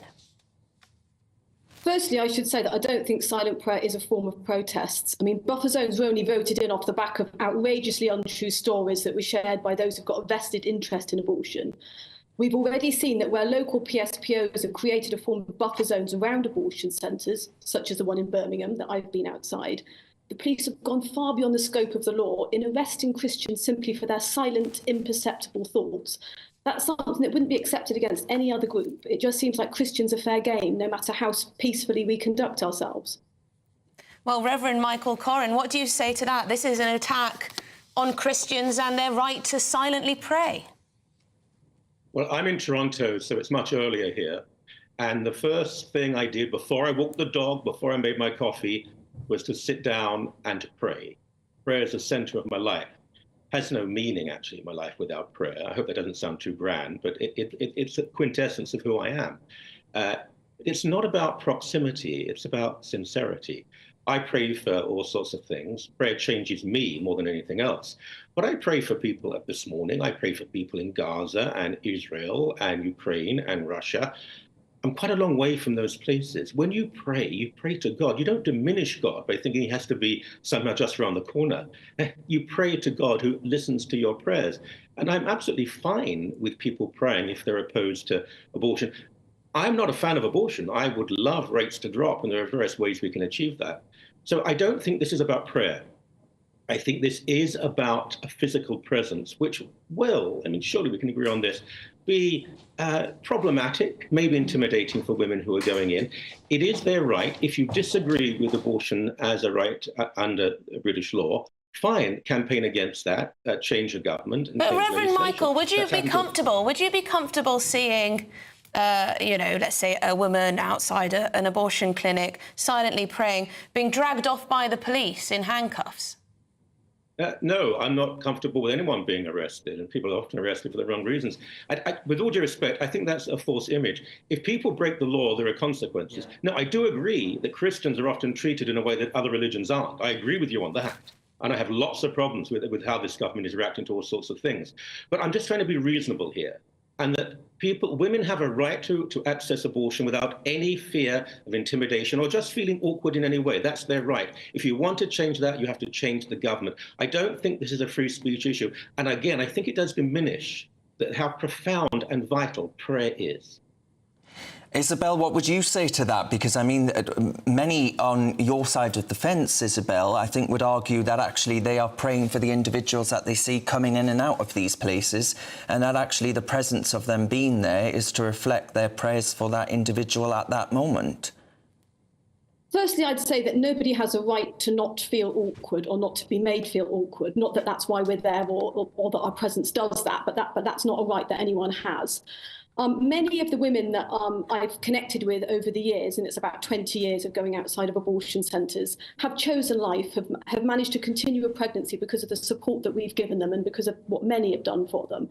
These are mothers who otherwise would have been pressured into having an abortion just by their circumstances or those around them. And I think we're really seeing a case of two-tier policing here. And I'm glad more people are having concerns nowadays about the two-tier policing policy, because, quite frankly, pro-lifers have been at the brunt of this for a very long time. There was an article recently about how women are spat on outside abortion centres. They are, and it's me and my volunteers, not those going in. Those going in are prayed for, they're offered help. This isn't something that's intimidating to women, and it's not harassment. And these are things, harassment is something that's already illegal in this country. But in the new laws that are being proposed, the new buffer zones, the word influencing is used. And it's unprecedented to have such an ambiguous word like this used in law to explain criminality. We need clarity in law.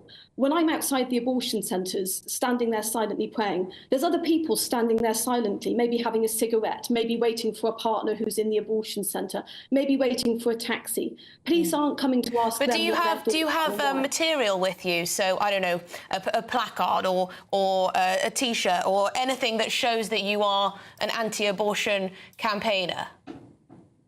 At the abortion centre that I'm going outside of at the moment, I have never, ever had a single poster, nor any of my volunteers, though that's not what you believe if you read things in the media.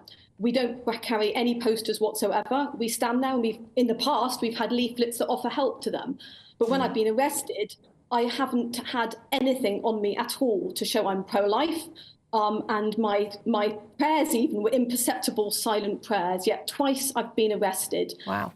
As well as being given tickets and fines. I think we have to be candid here, because sometimes reality is getting rather distorted. I think you're going to be arrested, and there's usually someone there with a camera filming you being arrested. That goes online quite quickly. We've seen this replicated in North America too. I'd like to build a coalition of people who have reservations about abortion. I'd like to make sure that, for example, women in difficult circumstances are getting financial support. I'd like to make sure that paternity payments are enforced, that there's daycare so that poor women can actually, maybe if they have a real choice, continue with the pregnancy. But I can tell you what's happening in the United States, and I'm there very often. When abortion is criminalized, women still get abortions if they have the money. It's poor women who are forced into greater poverty. I just want a more holistic response to this. And I don't think, I'll say once again, I don't think by praying close to someone, even if you're praying for that person, and I respect your sincerity in this, but you can pray for that person anywhere you like. All that's being said is, in this area, there is a feeling of intimidation. When you say women don't feel intimidated, with all due respect, I don't think we can speak for other people in such a way. I mean, that's true. Isabel, we've run out of time, but Isabel, just to come back to that point, I mean, Reverend Michael almost suggesting there that you kind of know it's going to happen. You've got the camera crew there or the camera ready to take the arrest. So almost not a setup exactly, but sort of you want to publicise it. I would like to. I'm concerned about how we could possibly know this. This is something that I've been doing for 20 years, going outside an abortion centre, and it's always been our policy, if at all possible, to have somebody else there as well. So in those instances that he's talking about, when it's been filmed, yes, I've had a partner sitting in a car nearby, and this has always been the case that there's two of us, if at all possible, when doing pro-life activity. And the reason is because of the fact that we are often the victims of abuse, and we need to have a witness there. So yes, it was filmed by a friend of mine, and they were there to make sure that I was safe and that I was protected. And thank goodness that they were there, because it's not just the locals we need protection from, it's the police as well. OK, well, really appreciate both of your points of view. Isabel Vaughan-Spruce and Reverend Michael Corrin. Lots of food for thought there, Darren. Thank you. Definitely. Yeah, that absolutely very interesting. is. Please let us know your views at home as well. Now, a Menorcan village dubbed the Spanish Mykonos will hold a referendum on banning tourists completely. Oh no, another place we can't go. We'll have plenty more after these headlines with Cameron.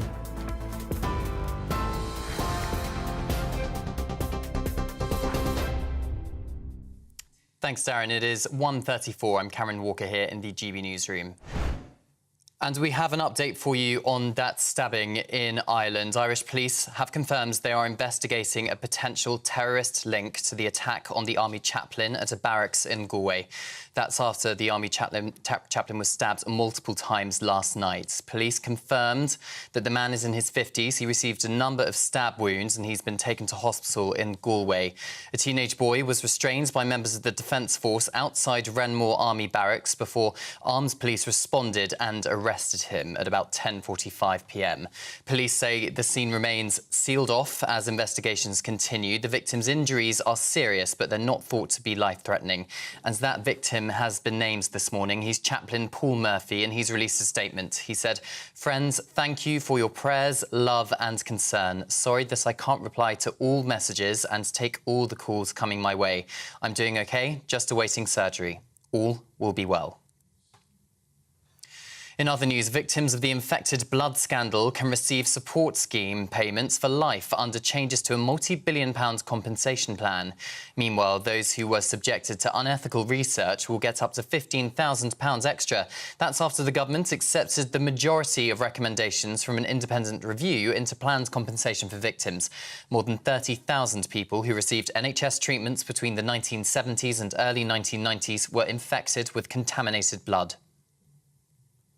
Train drivers on LNER are to stage a series of strikes, claiming a breakdown in industrial relations and breaking of agreements. Hundreds of members of ASLEF will walk out every Saturday between August 31st and November 9th, and every Sunday from September the 1st to November the 10th, a total of 22 days. The dispute is separate from a long-running row over pay, which is set to be resolved after a new offer this week from the government. Foreign Secretary David Lammy, he's arrived in Jerusalem with his French counterpart Stéphane Séjourné to urge a ceasefire in the war in Gaza. It's the first joint UK-France visits to the region in over a decade, where the ministers are expected to visit the occupied Palestinian territories too. David Lammy appeared optimistic that peace talks are going well. I am pleased that the reports out of Qatar suggest that the first day of hostage talks has gone well, and it has been important to listen to ministers here in Israel and hear too from them that they hope that we are on the cusp of a deal.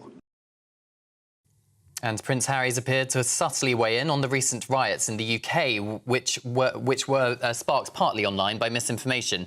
The Duke and Duchess of Sussex have used their first day of their official visits to Colombia to highlight online safety, where Harry said, "What happens online within a matter of minutes transfers to the streets, and people are acting on information that isn't true." Well, those are the latest GB News headlines for now. I'm Cameron Walker. More in half an hour. Cheers Britannia Wine Club proudly sponsors the GB News Financial Report. And here's a quick snapshot of today's markets. The pound will buy you $1.2909 and €1.1743 euros. The price of gold is £1,914.75 per ounce, and the FTSE 100's at 8,300 points. Cheers Britannia Wine Club proudly sponsors the GB News Financial Report.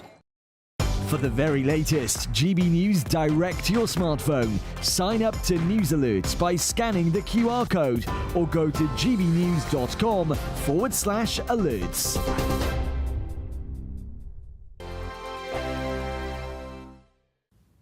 Hello, welcome to your latest weather update from the Met Office here on GB News. Some fine weather around today, and for most of us, going to last through the weekend as well. Not too hot, not too cold, most places dry and seeing some sunshine. We are between weather systems. Well, most of us are, because this one is going to approach the far north of Scotland. It's not going to be completely fine here. There will be showers and quite a brisk and gusty wind at times, particularly tonight.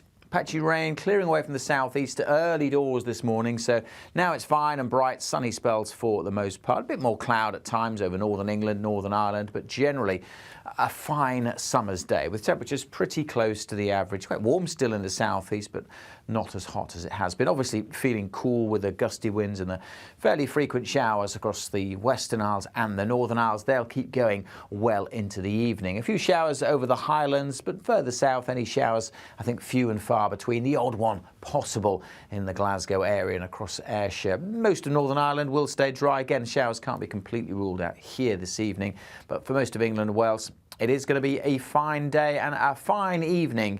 Not particularly warm. Temperatures will dip away. It's going to be a more comfortable night for certainly much of eastern England, where it has been very warm and humid recently. We'll keep some showers going in northern Scotland. Gets a bit windier actually here as we go through the night as well. So quite a blusterous night across northern Scotland. But elsewhere, the wind's fairly light, and that will allow those temperatures to dip down. Single figures in some rural spots. So, as I said, much cooler than recent nights. So a fresh start to the weekend, but a good-looking day tomorrow, actually. Not as many showers across the Highlands, still one or two maybe over the Northern Isles, still quite breezy here as well, but generally most places dry, fine. Yes, some cloud, but there will be some blue sky as well. And when the sun's out, temperatures generally high teens across the north, mid-20s across the southeast. The latest GB News travel. Good afternoon, I'm Jules Buckley. Slow for the westbound M62 past Ainley top at junction 24. There was a collision, now safely on the hard shoulder. Southbound M6 is closed. Junction 27 to 26, that's Standish, down to the Orwell interchange. Big Hughes building, a collision there being investigated. Slow too on the opposite side of the carriageway. On the northbound M6, Newton Le Willows at 22, up towards Haydock, the East Lancs Road at 23. Now lane out for a breakdown there, and that's causing delays this lunchtime. Northern Ireland, Antrim, County Down, Belfast bound for the A1 at Dunmurray, junction 3. All the traffic on stop at the scene of a collision. Queues back towards Lisburn at junction 6. And the anti-clock M25, all the traffic being held junction 27 to Waltham Abbey 26 and queuing for 3 miles. A collision being recovered. You can stay up to date throughout the day by visiting our website, gbnews.com.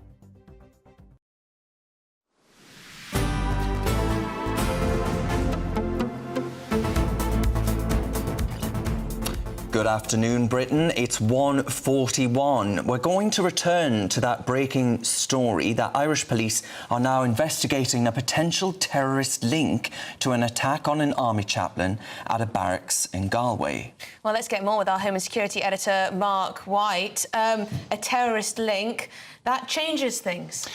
Yes, it does. There had been reports that were circulating unconfirmed on social media that reported that this young man, teenager that was arrested after this stabbing and during the stabbing was muttering words about the Middle East and about potentially Irish military involvement there.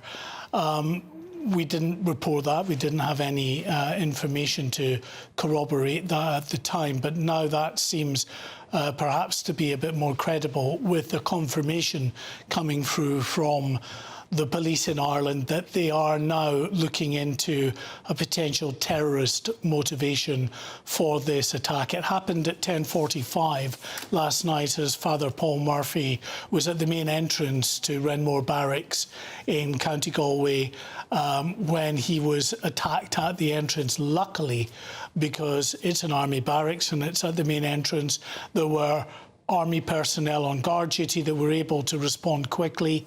They fired, we're told, 5 shots, warning shots, before then wrestling this youth to the ground and handcuffing him before the Gardaí got there. I mean, Mark, this comes at a time of heightened tension in the Republic of Ireland. It's the kind of thing that a lot of people will be saying, you know, the Irish government especially will be saying that let's not, you know, let's get the facts on the ground before we actually, you know, kick off about something like this, which is a horrible thing to have happened, but to establish the facts out of fear of there being the kind of things that we've seen break out in this country. No, there is huge sensitivity in the Irish Republic at the moment because of what is happening in terms of mass migration, in particular the number of asylum seekers that are being accommodated right across the Republic. That has led to very significant tensions, protests and even violence, with people concerned in the local communities about what they see as a security risk, an uptick in crimes in certain areas, and there will be some real concern about the potential unrest that could be sparked from an incident like this. Now, we don't know anything about the background of the individual, and that will come out in the fullness of time. But I think, given that climate, it's probably, I think, a bit surprising that the police in Ireland have come out so quickly to say that they are investigating a terrorist motivation. Yes, that's very true, actually. We don't often hear any suggestion of motive for rather a long time. And as you say, particularly with the current climate, all the division and tensions that there are in Ireland, and to an extent as well here in the United Kingdom. So what we know at the moment, they are just investigating a terror link, and this may be off the back of reports that there was this muttering about the Middle East and about Irish involvement in campaigns over there, presumably. I think, given the sensitivities we've spoken about, for the police in Ireland even to come out at this stage and say they're investigating a terrorist motivation probably indicates that there was a fairly clear indication that terrorism may be the root motivation for what happened outside these barracks. The God, I just thought we've got no choice but to actually release this statement and update the public on what is being investigated. I think, I mean, if it's as clear-cut as this, just 12 hours or so after the incident itself, for them to add to the statement, it would probably be, the information that they may not really be anything to do with the utterances. We don't know if those comments are actually true, but it may be that a check of who this person is, of this person's links, of what this person may have posted on social media, which all can be done pretty quickly once a person is in custody and their identity obtained. That could tell them really quite quickly that, this individual, we think, may well be motivated by terrorism. And if that's the case, and there are and we hear it all the time about potential mental health issues, which I know annoys so many people, but it is a fact in a lot of live investigations where, you don't get normal people that go off and decide to stab people multiple times. So often there is, issues that are linked to mental health as well. Doesn't mean they haven't been motivated by someone else or some ideology.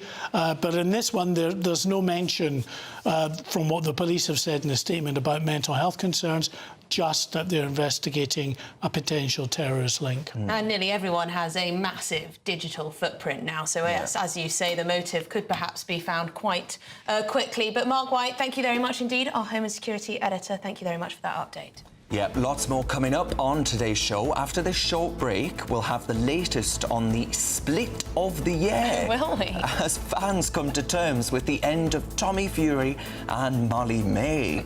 Don't go anywhere. We'll tell you why you should care.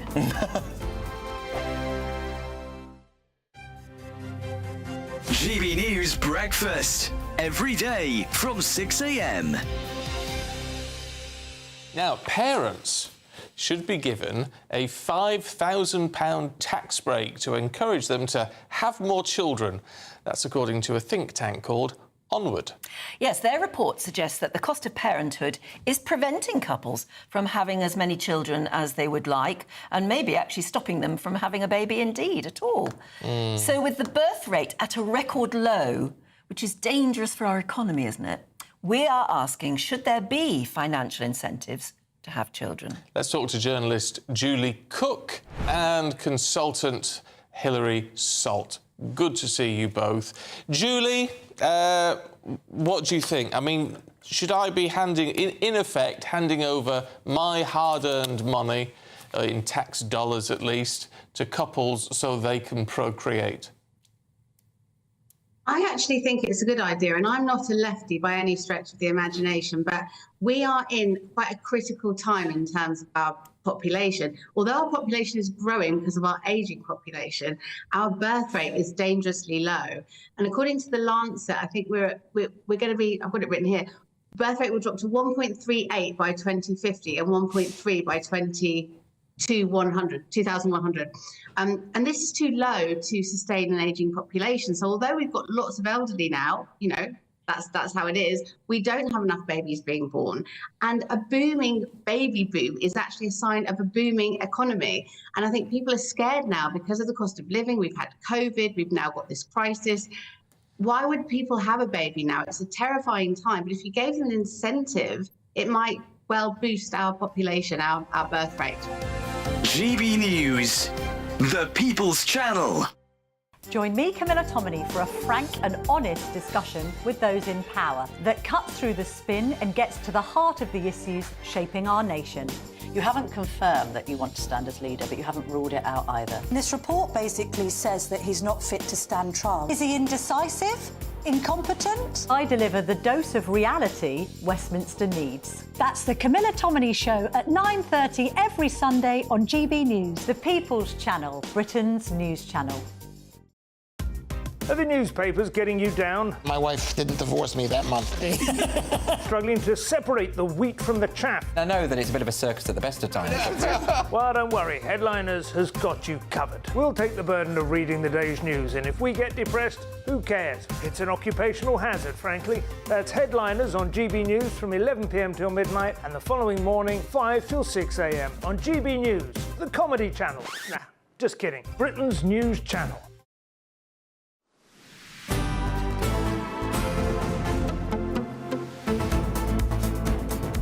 OK, welcome back. 1:50 is the time. And we're going to get to the showbiz now, because there's quite a lot going about, including the shocking news that 5 arrests have been made with the following the death of actor Matthew Perry, the Friends star, of course. So let's get more on this and everything else with media commentator Paula London. Paula, thank you very much indeed. So what's the latest on this then? OK, well, there's been 5 arrests so far. One man has actually pled guilty. This is Kenny. He was the live-in assistant. He's pled guilty to charges related to his death. And there's 4 other people that have been arrested, a middleman and 2 registered doctors, and also a lady known as the Ketamine Queen. Very glamorous woman. It's unbelievable what she's done. Her name's Yasmin Sanga. It's not her first rodeo, as it were. She's been arrested before. She was indicted. She was involved in the death of another Hollywood star, Cody McLaury, in 2019. She didn't face charges, and this man did die of an overdose. Now she's been charged with 5 charges, not just for ketamine, also methamphetamine. She's looking at life in jail. Wow. Oh, my goodness. Yes. And there's also been a dramatic split, of course, in the UK world of showbiz. This, of course, the Love Island star Molly May and her soon-to-be husband, or now not so, Tommy Fury, the boxer. There was going to be a reality television show, and that's been cancelled as well. Oh, yes. It's very sad. They've been together for 5 years. They were such a good-looking couple. They seemed very happy, and obviously they had their delightful baby as well, so it's always sad to see a relationship break down. Unfortunately, her sister is not around to support her. She's very close to Zoe, but Zoe is now on her honeymoon, so she's away. Molly's not particularly close to her mother, I believe, either. And, yeah, it's really hard, but she is a very strong woman. She's very independent. She's successful, so I don't think she'll just stick around for the celeb couple thing. For viewers that don't know who Molly May is, who is she? She's an influencer. She was an influencer before she did Love Island, but now she's amassed a fortune. She's a multi-millionaire, and she's also a role model to young girls. So I can't see her sticking with a man that's cheating so much. Obviously, Tommy's cousin, the other Fury, the boxer, he's cheated a lot of times on his wife, and she's stuck by him. But I don't think Molly will. Apparently, he's cheated multiple times. And there were rumours, and I must stress that these are rumours, but of another child being involved. Rumours, I mean, I wouldn't call them anything. Just rumours. Apparently, more than the one rumour person. mill is spiralling and spiralling, right? So are you expecting, Paula, Molly May to actually put rumours and things to bed eventually and come out with a statement or something? I think she will, She was the person... An interview, maybe? Yes, probably with a big magazine for a lot of money as well. Yeah. It was Molly that decided to release a statement saying she was splitting up. She believes he's been unfaithful, not just once. She has to take care of her baby. And, I wish them the best, but I think that she's a role model. I don't think she'll go back to a cheater. Yeah, she's got two personalities, really, doesn't she? She's got her front-facing, I'm the big influencer, I'm very glamorous, but then her other personality is just sort of sitting at home with the baby while Tommy Fury was off doing all his boxing and all these parties and trips. Heartbreak, no doubt, as well. Yeah, it is, absolutely. We're going to have to leave it there. Sorry, Paula, but that was fantastic, giving us all the updates on the Showbiz media commentator, of course. Now, coming up, we're going to have more on that breaking news we brought you, that Irish police are now investigating a potential terrorist link to that attack on an army chaplain at a barracks in Galway. Stick with us.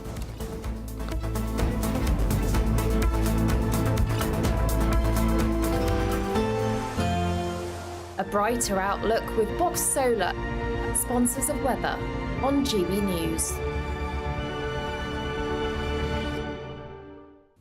Hello, welcome to your latest weather update from the Met Office here on GB News. Some fine weather around today, and for most of us, going to last through the weekend as well. Not too hot, not too cold, most places dry and seeing some sunshine. We are between weather systems. Well, most of us are, because this one is going to approach the far north of Scotland. It's not going to be completely fine here. There will be showers and quite a brisk and gusty wind at times, particularly tonight. Patchy rain clearing away from the southeast to early doors this morning, so now it's fine and bright, sunny spells for the most part. A bit more cloud at times over northern England, Northern Ireland, but generally a fine summer's day with temperatures pretty close to the average. Quite warm still in the southeast, but not as hot as it has been. Obviously feeling cool with the gusty winds and the fairly frequent showers across the Western Isles and the Northern Isles. They'll keep going well into the evening. A few showers over the Highlands, but further south, any showers, I think, few and far between. The odd one possible in the Glasgow area and across Ayrshire. Most of Northern Ireland will stay dry. Again, showers can't be completely ruled out here this evening,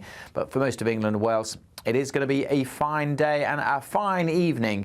Not particularly warm. Temperatures will dip away. It's going to be a more comfortable night for certainly much of eastern England, where it has been very warm and humid recently. We'll keep some showers going in northern Scotland. Gets a bit windier actually here as we go through the night as well. So quite a blusterous night across northern Scotland. But elsewhere, the wind's fairly light, and that will allow those temperatures to dip down. Single figures in some rural spots. So, as I said, much cooler than recent nights. So a fresh start to the weekend, but a good-looking day tomorrow, actually.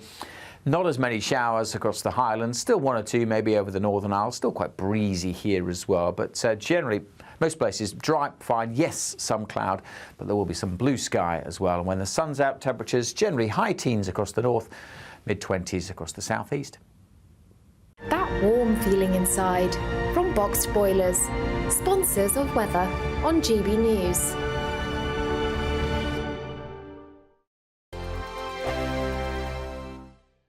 You really could become the next giveaway winner with your chance to win £30,000 in tax-free cash to spend on anything you like. Listen to what some of our previous winners have to say about winning big with us. Hi, my name's Victoria. I won the Spring Great British giveaway. So the day we got the money in our bank account, everything just felt just a lot nicer. We went out for dinner, just enter. And you never expect to win, but I did. Get your entry in now. For another chance to win £30,000 in tax-free cash, text cash to 63232. Text costs £2 plus one standard network rate message. You can enter online at gbnews.com/win. Entries cost £2. Or post your name and number to GB07 PO Box 8690 Derby DE1 9TT. UK only. Entrance must be 18 or over. Lines close at 5 p.m. on the 30th of August. Please check the closing time if listening or watching on demand. Good luck. Welcome to State of the Nation, daily plunge into the stories shaping our country. I'm Jacob Rees-Mogg, and Monday to Thursday we bring you the insights, the facts, the truth about how our country is being governed. Because what happens in Downing Street matters down your street. Tune in to State of the Nation every Monday to Thursday, 8 to 9 o'clock. Only on GB News, the People's Channel, Britain's news channel. Hi there, I'm Michelle Dewberry, and I'm going to take a second to tell you all about my show, Dubes & Co. We start off with the issues of the day. We then bring in both sides of the argument. We get rid of the disrespect And then you throw me into the mix, and trust me, I'll tell it exactly how it is. And then, of course, the magic ingredient, you at home. We mix it all together, and what have we got? In my opinion, the best debate show in town. Monday to Friday, 6 till 7 on GB News, Britain's news channel. Are the newspapers getting you down? My wife didn't divorce me that month. Struggling to separate the wheat from the chaff? I know that it's a bit of a circus at the best of times. Well, don't worry, Headliners has got you covered. We'll take the burden of reading the day's news, and if we get depressed, who cares? It's an occupational hazard, frankly. That's Headliners on GB News from 11 p.m. till midnight, and the following morning, 5 till 6 a.m. on GB News, the comedy channel. Nah, just kidding. Britain's news channel.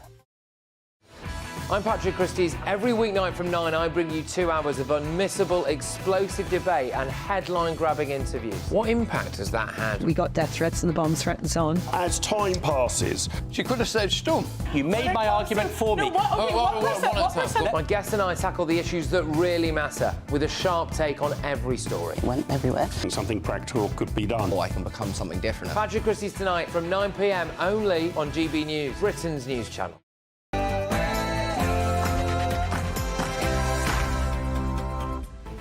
Good afternoon, Britain. It's 2 o'clock on Friday, the 16th of August. I'm Emily Carver. And I'm Darren Grimes. Now, an army chaplain has been stabbed multiple times outside of a barracks in Ireland. Police are investigating now a potential terrorist link. We'll have the latest.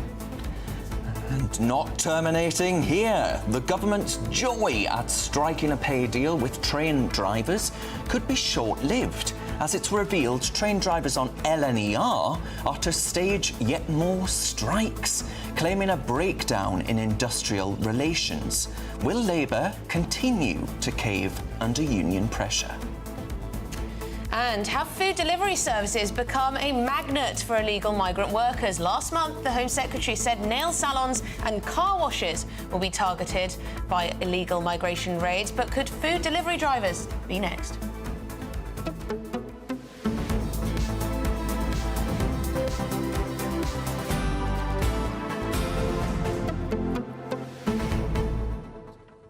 On that story that you mentioned there, Emily, viewers should get in touch with us actually on that. Are you worried that actually these apps, you know, these jobs where you can turn up and you don't have to, in certain cases, you know, log in with your ID or anything like that, face identification, apparently, face identification seems to do better with white faces and not Asian Oh, really? faces. Yeah, there's something wrong with that as well. So they're asking the question, are these apps being used and abused by those who don't have a right to actually be in the country whilst they're being put up in expensive hotels? I mean, I won't name any names, but I have had times where I've used a delivery service and you get the name of the person on the app and they haven't matched up. Let's say, with the person who arrives at the door. And you can see how it happens. Be easily abused. Yeah.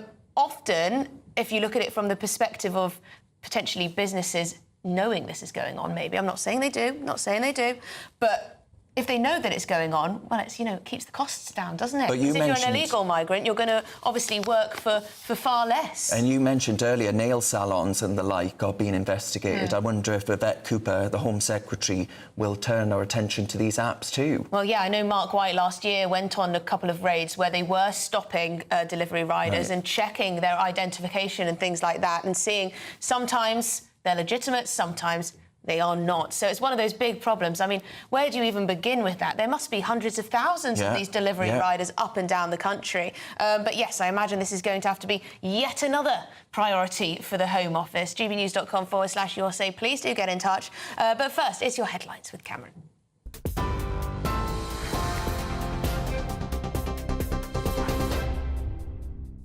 Thanks, Emily. Good afternoon. It is 2:02. I'm Cameron Walker here in the GB newsroom. Irish police are investigating a potential terrorist link to an attack on an army chaplain at a barracks in Galway. That's after an army chaplain was stabbed multiple times. Police have confirmed the man in his 50s received a number of stab wounds. He was taken to hospital in Galway, and a teenage boy was restrained by members of the Defence Forces outside Renmore Army Barracks last night. Armed police had responded to the incident. The victim's injuries are serious, but they're not thought to be life-threatening. This morning, that victim, Chaplain Paul Murphy, has released a statement. He said, "Friends, thank you for your prayers, love and concern. Sorry that I can't reply to all messages and take all the calls coming my way. I'm doing okay, just awaiting surgery. All will be well." Victims of the infected blood scandal can receive support scheme payments for life under changes to a multi-billion-pound compensation plan. Meanwhile, those who were subjected to unethical research will get up to £15,000 extra. That's after the government accepted the majority of recommendations from an independent review into planned compensation for victims. More than 30,000 people who received NHS treatments between the 1970s and early 1990s were infected with contaminated blood.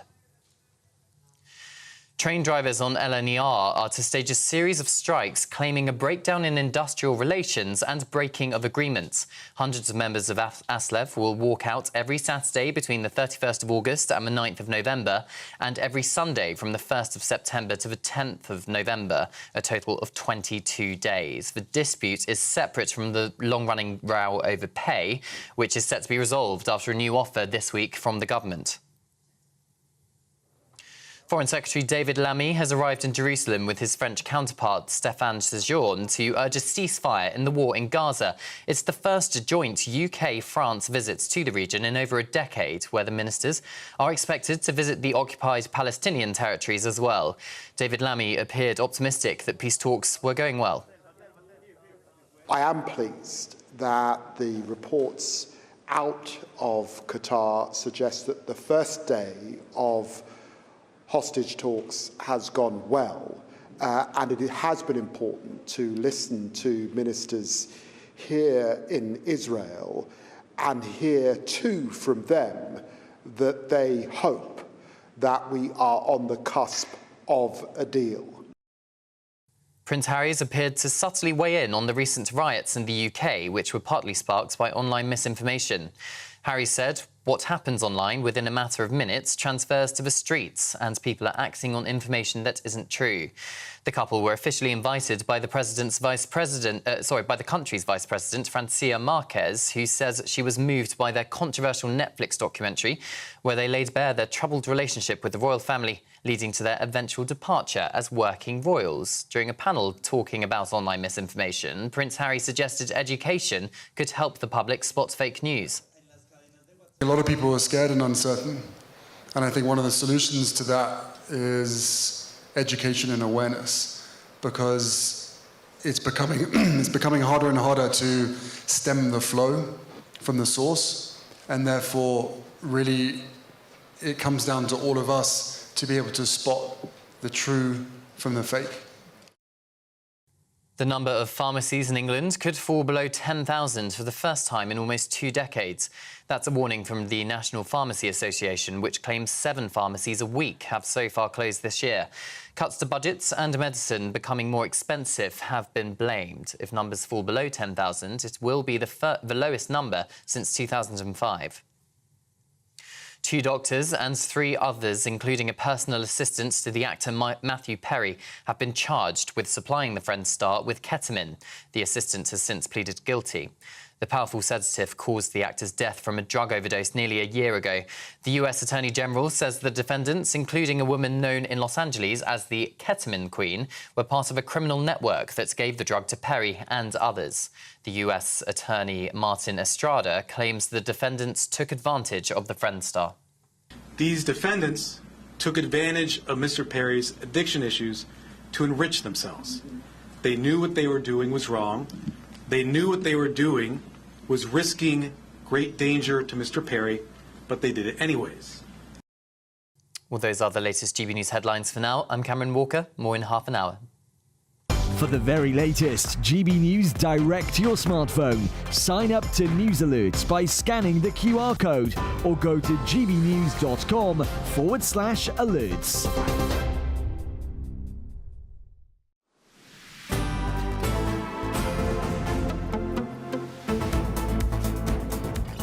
Welcome back. It's 2:08. So let's start with that breaking story that Irish police are now investigating a potential terrorist link to an attack on an army chaplain at a barracks in Galway. Yeah, let's get more with our Home and Security editor, Mark White. Mark, what is the latest that we've got there since that update? Well, that confirmation from the Irish police that they are looking at the potential for there being a terrorist motivation here. In fact, the statement that they put out says the Special Detective Unit of An Garda Síochána is involved in this investigation. One line of inquiry is to establish if this attack had a terrorism motivation. The suspect, they say, remains in detention and is being questioned in a Garda station in northwestern region. Their period of detention, they say, has now been extended. They've also said that Garda Síochána wishes to reassure the public that at this time it's not believed that the incident is part of a wider conspiracy. However, without doubt, security at army military installations across Ireland will be upped at this time because they just don't know clearly, as they delve down into the background of this individual, just whether there might be other people that are involved. Has that happened in this country, Mark? Like the up in security outside of prison barracks, army barracks, rather? Well, we don't really get to hear about that, but for instance, when we had the Lieutenant Colonel Mark Teaton, who was stabbed multiple times outside Brompton Barracks in Kent, in Gillingham, just last month, there is no doubt that there would have been an uptick in the security around barracks across the country, and also probably words of advice really about going out and about in uniform. I mean, they don't want to tell people not to wear uniform because you should be proud to wear the uniform in this country, Ireland, or wherever you are. But clearly, we're in troubled times. There is a heightened risk for military personnel in particular. So there are concerns around that. We don't know if the chaplain that was stabbed multiple times last night in Galway, Father Paul Murphy, whether Father Murphy was in uniform or not. We understand he just left the front gates of the barracks, Renmore Barracks in Galway, when he was approached by a youth. There was a confrontation. He ran back inside through the gates into the barracks, apparently pursued by this suspect, and was then stabbed multiple times. And at that point, army personnel who were on guard duty at the barracks opened fire 5 times. Warning shots, we're told, that were fired before they then wrestled a suspect to the ground. And just very quickly, presumably when there is a suggestion that there is a terror motive, it's dealt with in a different way from other knife attacks that may happen in this country or in Ireland? Well, there's always, yes, more in the way of resources and expert counter-terrorism resources that are brought to bear if there's believed to be a sort of political terrorist motivation to any particular attack. And they will be using all of the resources they have within Garda Síochána and also liaising with the likes of the security services and counter-terrorism policing in this country because we're clearly so close.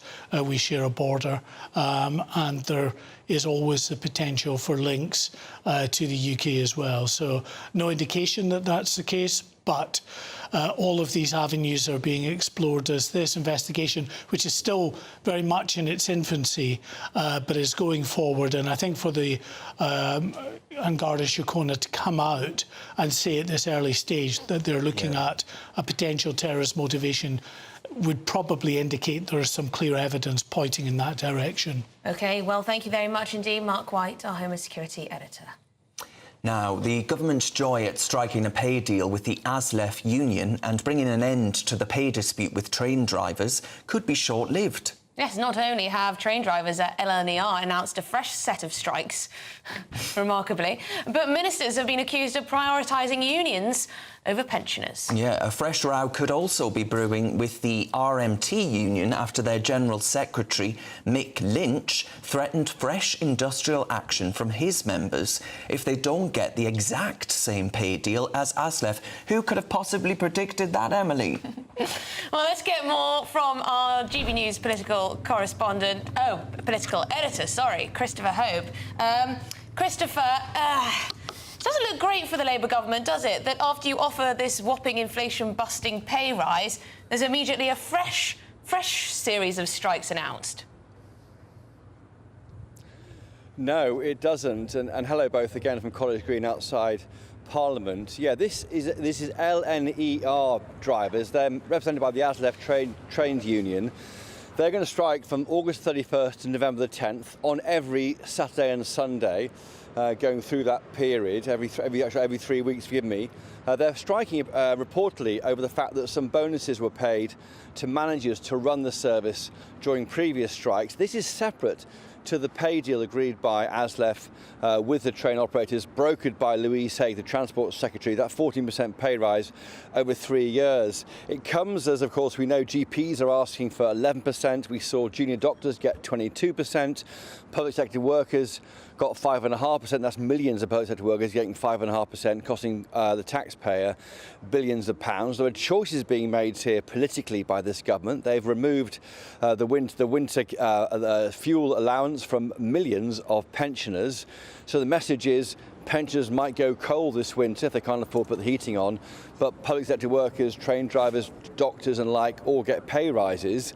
That's a choice the government's made, whether it's right or wrong, but certainly pensioners are furious about it. Age UK says today it's been inundated with messages from pensioners about the impact of losing their winter fuel payment. Some are commenting, Age UK say, the charity, that they feel they are being treated as a lower priority, and that's unfair. And for their side, Mick Whelan, he's the ASLEF General Secretary, he says this battle with LNER bosses is a breakdown in industrial relations, bullying by management, they say, and persistent breaking of agreements. Ministers themselves, they're on the back foot about this because they're saying that they think it's unfair to suggest that other public sector workers will ask for more money. But clearly the Tories think that now this genie's out of the bottle, this is a ratchet that will go ever upwards. Oh, well, I mean, that just strikes me as obvious, right? I mean, the Tories have got a point there, Christopher Hope, and I'm afraid, you know, Labour saying that they'll be the ones to end the strikes. Well, I can remember, Christopher Hope, and you can point out if I'm wrong on this, but I seem to remember a certain Sadiq Khan promising the same thing when he was elected in 2016, and, well, that ain't happened, has it? No, it hasn't. I mean, I think the problem is here, you've got a new government come in on goodwill. You know, they've won a landslide majority and they want to get the country working again. So they've struck these pay deals with the doctors, with public sector workers, or that was recommended, of course, for the public sector workers by the various pay review bodies. And now with the train drivers, they want to show that we can get things done, but there are no strings attached, no productivity gains required. That's what the Tories were asking for. So while, yes, it's quite easy, as we all know, spending money is easy, the hard bits are attaching strings to how that money is spent and making savings, and that's what it seems so far this Labour government has avoided taking on, and that could be a problem going forward. Yes, the budget will be interesting, that's for sure. Thank you very much, Christopher Hope, our political editor. Thank you. Now, have food delivery services become a magnet for illegal migrant workers? Yeah, last month the Home Secretary said nail salons and car washes will be the target of illegal migration raids. But, according to Home Office statistics, 2 in 5 delivery riders stopped during a series of random checks in April of 2023 were found to be working illegally. That's a large proportion, 2 in 5. So in response, they say employers must play a critical role to combat this type of illegal working. Yeah, joining us now is the former Home Office Minister, Norman Baker.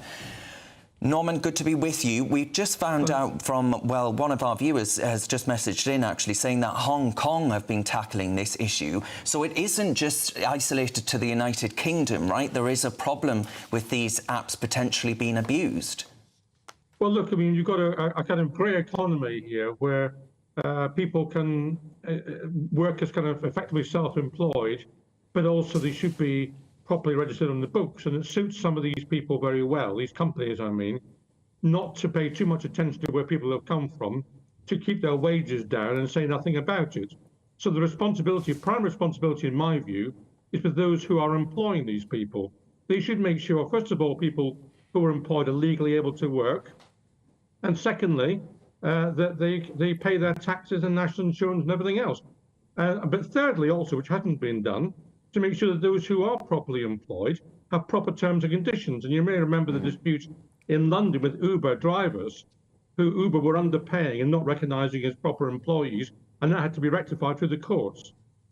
I mean, Norman, we're essentially subsidising these companies to employ these illegal migrants, because it's saying, you know, the Home Office saying that asylum seekers who cross the English Channel were even found to have been earning up to £1,500 per month from these food deliveries while staying in taxpayer-funded hotels. So, you know, it's great for the food delivery companies. You know, they can get people on the cheap and more people willing to work for them while we're putting them up.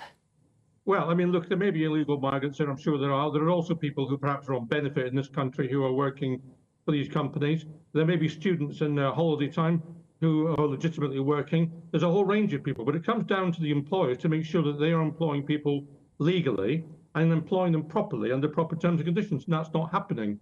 You know, so their responsibility is with them, really. Yeah, but it might just be it's a case of the technology here. You can just get around it. So they think they're hiring Darren, but then actually Jacob starts using your details, takes your phone and starts doing it. And obviously these companies can't be, you know, meeting up with every different delivery driver every day to check. Yeah, no, but I mean... they can, I'm very happy for Darren to come around with my pizza, but... I'll be round in a jiffy. I'll finish at 3. Norman, do you think we need ID cards? Is that the solution? Pardon? Do you think we need ID cards? Is that the solution here?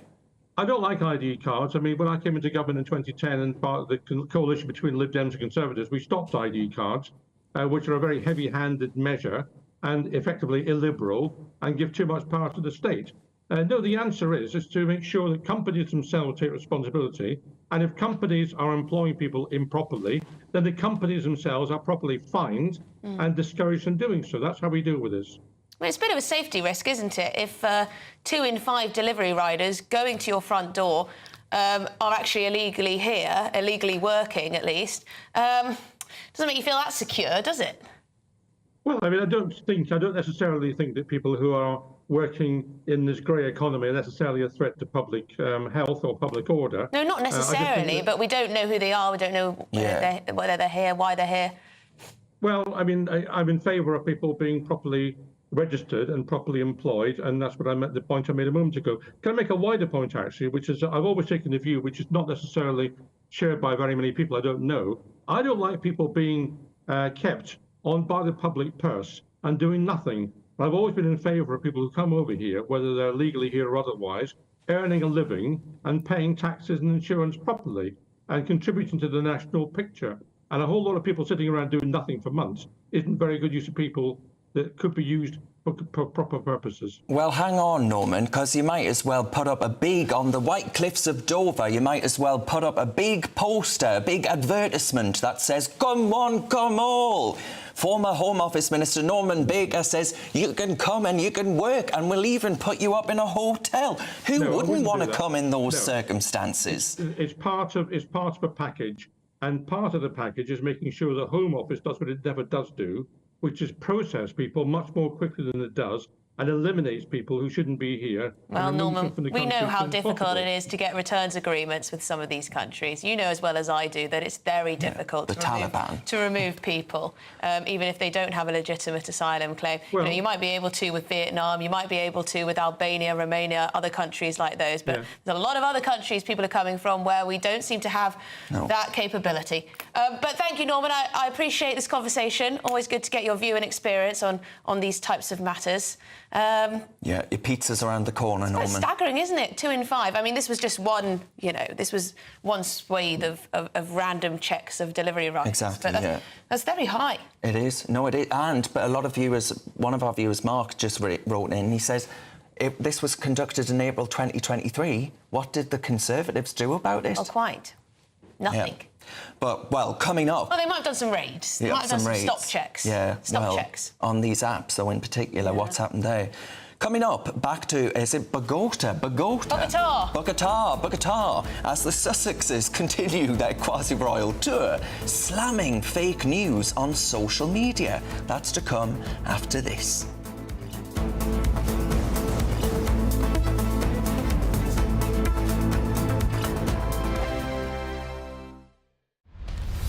Britain's newsroom.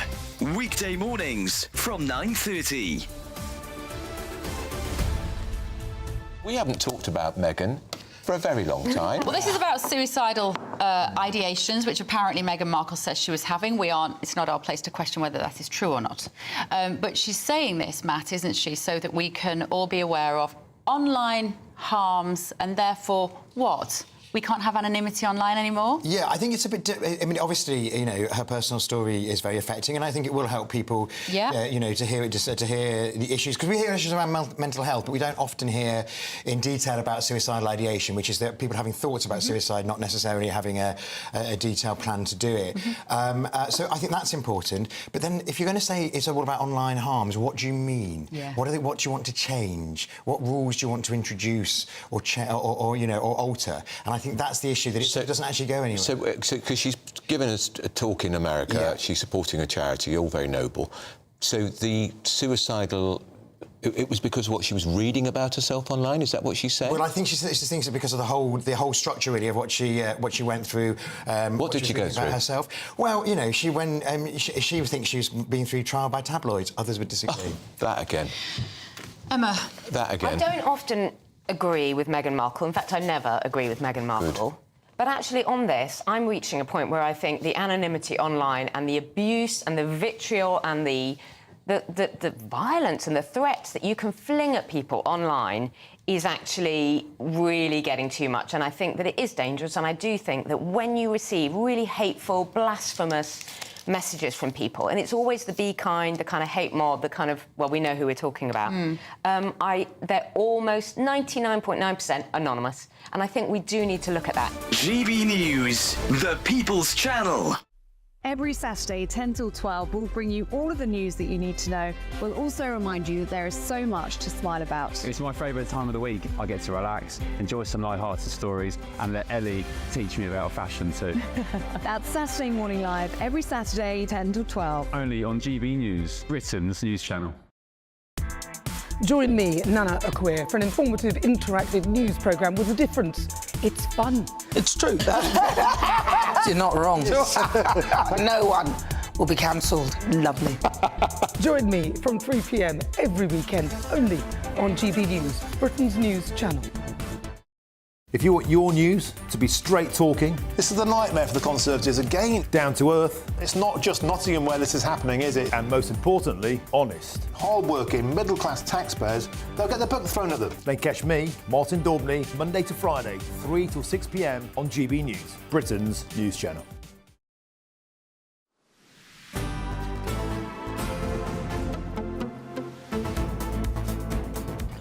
Well, good afternoon, Britain. It is now 2:26. And the Duke and Duchess of Sussex, they claim we're no longer debating facts online as they are welcomed to Colombia for their 4-day quasi-royal tour. Yeah, arriving in the capital, Bogota, yesterday. Well done, well done. They met Colombia's Vice President, Francia Marquez, and her husband.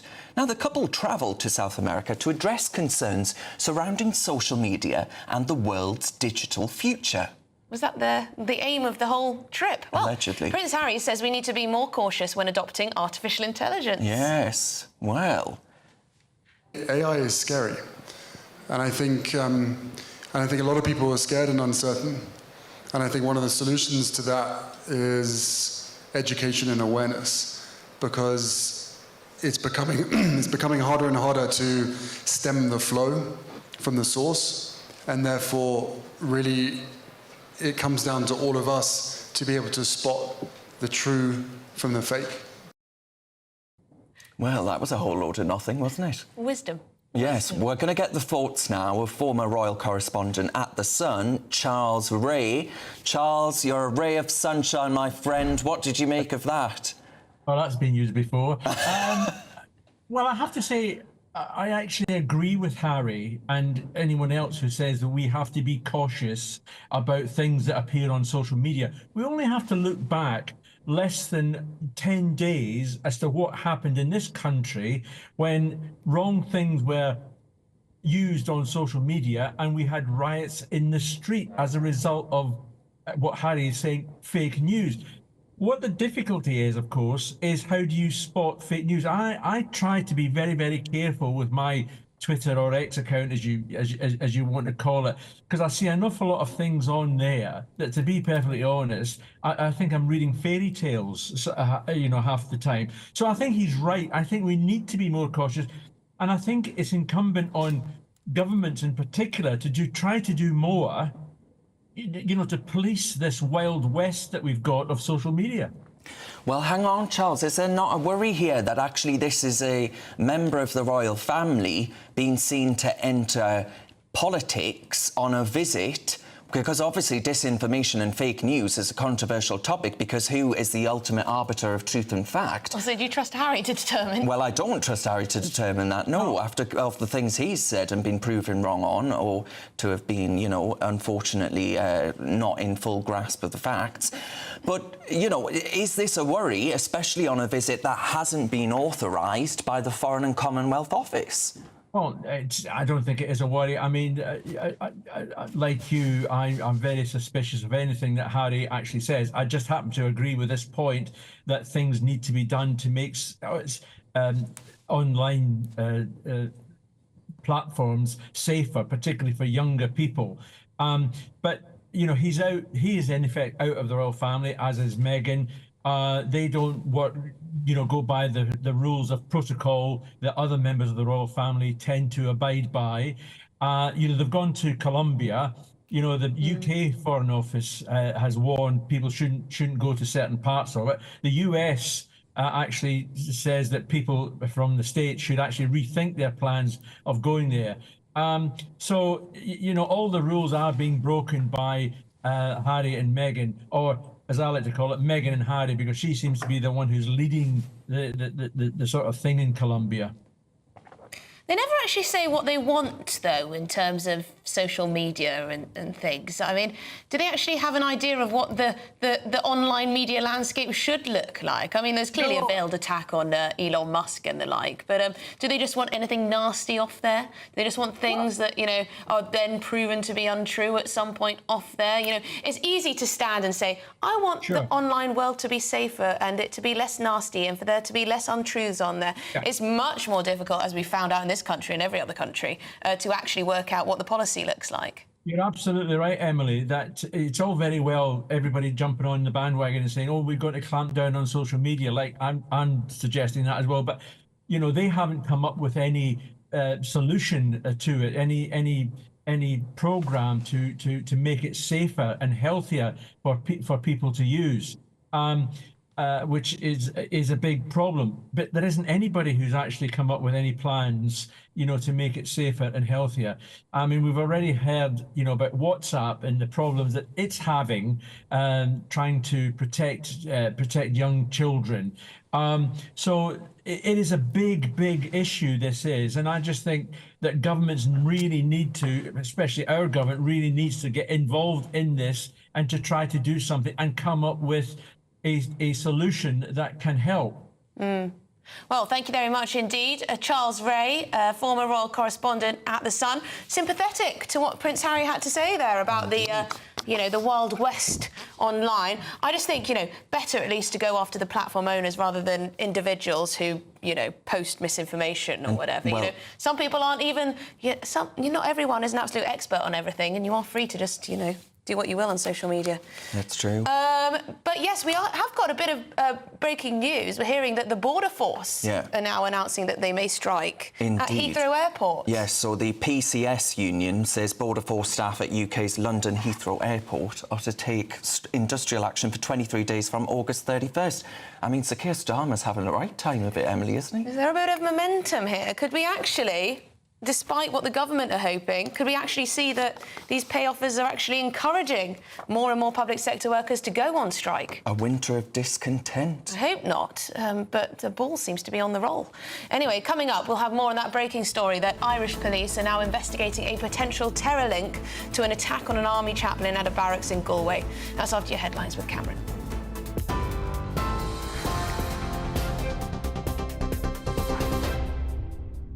Good afternoon, it's 2:33. I'm Cameron Walker here in the GB newsroom. Irish police are investigating a potential terrorist link to an attack on an army chaplain at a barracks in Galway who was stabbed multiple times.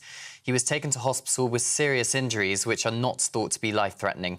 A teenage boy was arrested by armed police during the incident last night. The victim this morning has been named as Chaplain Paul Murphy, and he's released a statement. He said, "Friends, thank you for your prayers, love and concern.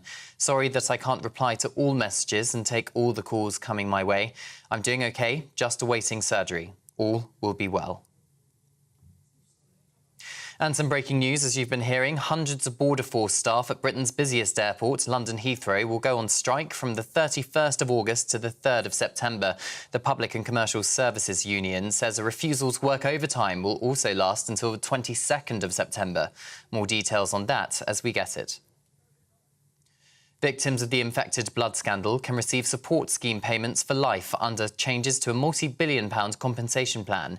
That's after the government accepted the majority of recommendations from an independent review into planned compensation for victims. Some 3,000 people across the UK are estimated to have registered interest with the compensation scheme. An inquest into the death of a 13-year-old girl with a severe dairy allergy has concluded that she died after drinking a Costa Coffee hot chocolate following, and I quote, "a failure to follow the processes in place to discuss allergies." Hannah Jacob died within hours of taking the drink in February 2023. The Assistant Coroner, Dr. Shirley Radcliffe, also said there had been a failure of communication between the coffee shop staff and Hannah Jacob's mother. A post-mortem found Hannah died after suffering from a hypersensitive anaphylactic reaction triggered by an ingredient in her hot chocolate. Train drivers on LNER are to stage a series of strikes claiming a breakdown in industrial relations and breaking of agreements. Hundreds of members of ASLEF will walk out every Saturday between the 31st of August and November the 9th, and every Sunday from the 1st of September to until the 10th of November. A total of 22 days. The dispute is separate from the long-running row over pay, which is set to be resolved after a new offer this week from the government. Foreign Secretary David Lammy has arrived in Jerusalem with his French counterpart Stéphane Séjourné to urge a ceasefire in the war in Gaza. It's the first joint UK-France visit to the region in over a decade, where the ministers are expected to also visit the occupied Palestinian territories. And Prince Harry's appeared to subtly weigh in on the recent riots in the UK, which were partly sparked by online misinformation. The Duke and Duchess of Sussex have used their first day of their official visits to Colombia to highlight online safety, where Harry said, and I quote, "What happens online within a matter of minutes transfers to the streets, and people are acting on information that is not true." Well, those are the latest GB News headlines for now. I'm Cameron Walker. For the very latest GB News direct to your smartphone, sign up to News Alerts by scanning the QR code or go to gbnews.com/alerts.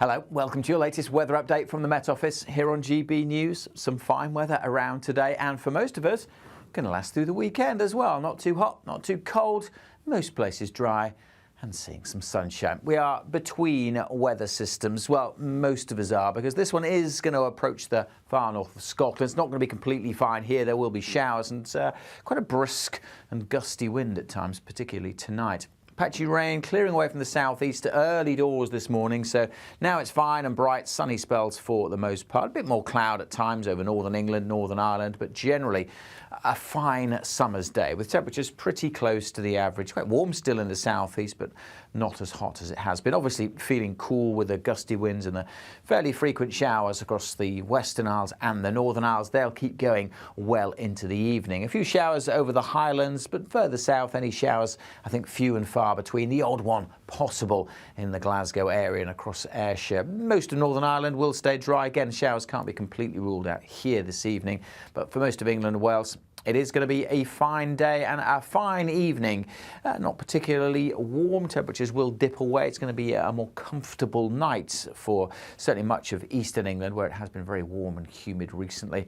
We'll keep some showers going in northern Scotland. Gets a bit windier actually here as we go through the night as well. So quite a blusterous night across northern Scotland. But elsewhere, the wind's fairly light, and that will allow those temperatures to dip down. Single figures in some rural spots. So, as I said, much cooler than recent nights. So a fresh start to the weekend, but a good-looking day tomorrow, actually. Not as many showers across the Highlands, still one or two maybe over the Northern Isles, still quite breezy here as well, but generally most places dry, fine, yes, some cloud, but there will be some blue sky as well. And when the sun's out, temperatures generally high teens across the north, mid-20s across the southeast. The latest GB News travel. Good afternoon, I'm Jules Buckley. The southbound M6 is still closed from Standish down towards the Orrell interchange. That's junction 27 closed down to 26. Big queues either side of the road as a collision is still being investigated there. An overturned caravan causing big queues on the southbound M1 this lunchtime. 3 out of 4 lanes are coned off. That's from Hucknall junction 27 down toward Nottingham at junction 26 causing queues.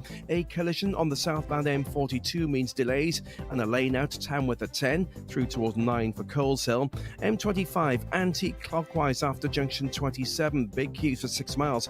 Follows an earlier bump there. Clockwise 2-lane shutting queues for 3 miles before junction 27. That's due to a bump. There's one as well northbound M11 at junction 8 Bishop Stortford. A lane out and big queues. You can stay up to date throughout the day by visiting our website gbnews.com.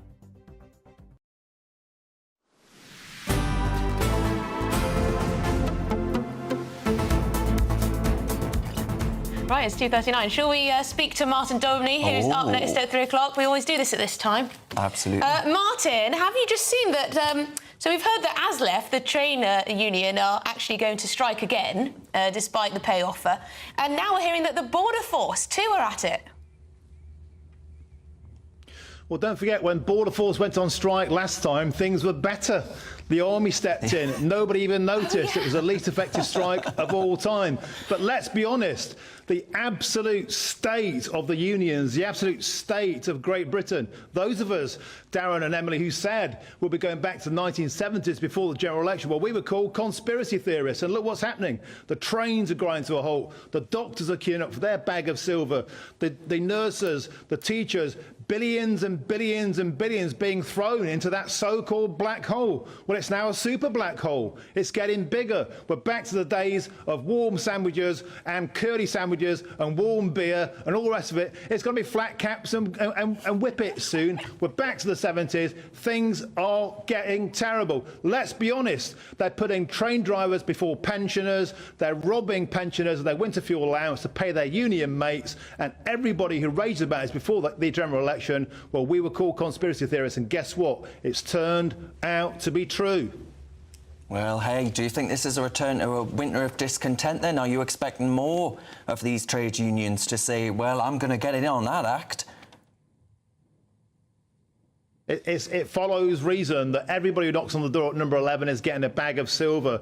Yesterday, 15% was given to train drivers, and still they're going on strike. Mick Lynch, the Grinch who stole Christmas, he wants the same deal. They will all be back for more. And there's more. What about tomorrow? The Premier League returns. 6 times the tin-eared Tristrams at the Premier League think it's a good idea to take the knee. Here's what I think is going to happen. Fans will boo. Doesn't matter what they say about this being an initiative to kick racism out of football. It's associated with Black Lives Matter in Britain. Black Lives Matter. The Metropolitan Police took the knee to them.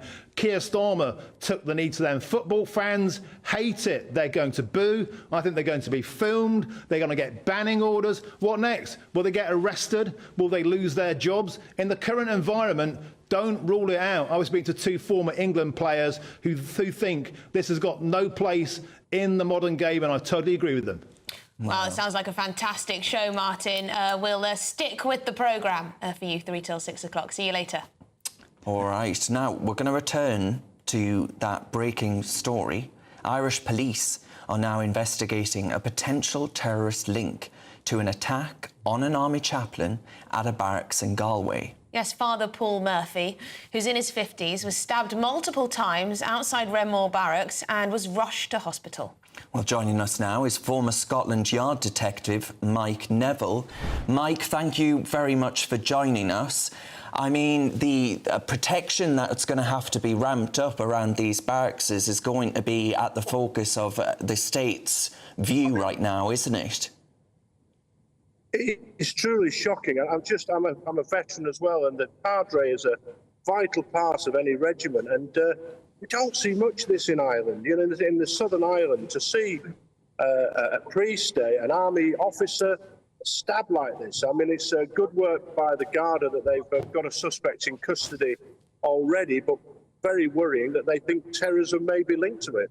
And what happens when there's a suggestion that terror is involved in something like this? Who gets involved? How is it investigated differently? What happens, essentially? Well, you can be assured if terrorism is mentioned, you have the highest quality officers involved. And of course, there's international links, so the Garda, the Southern Irish Police, will be linked in with the Northern Irish Police if needed, and also Scotland Yard.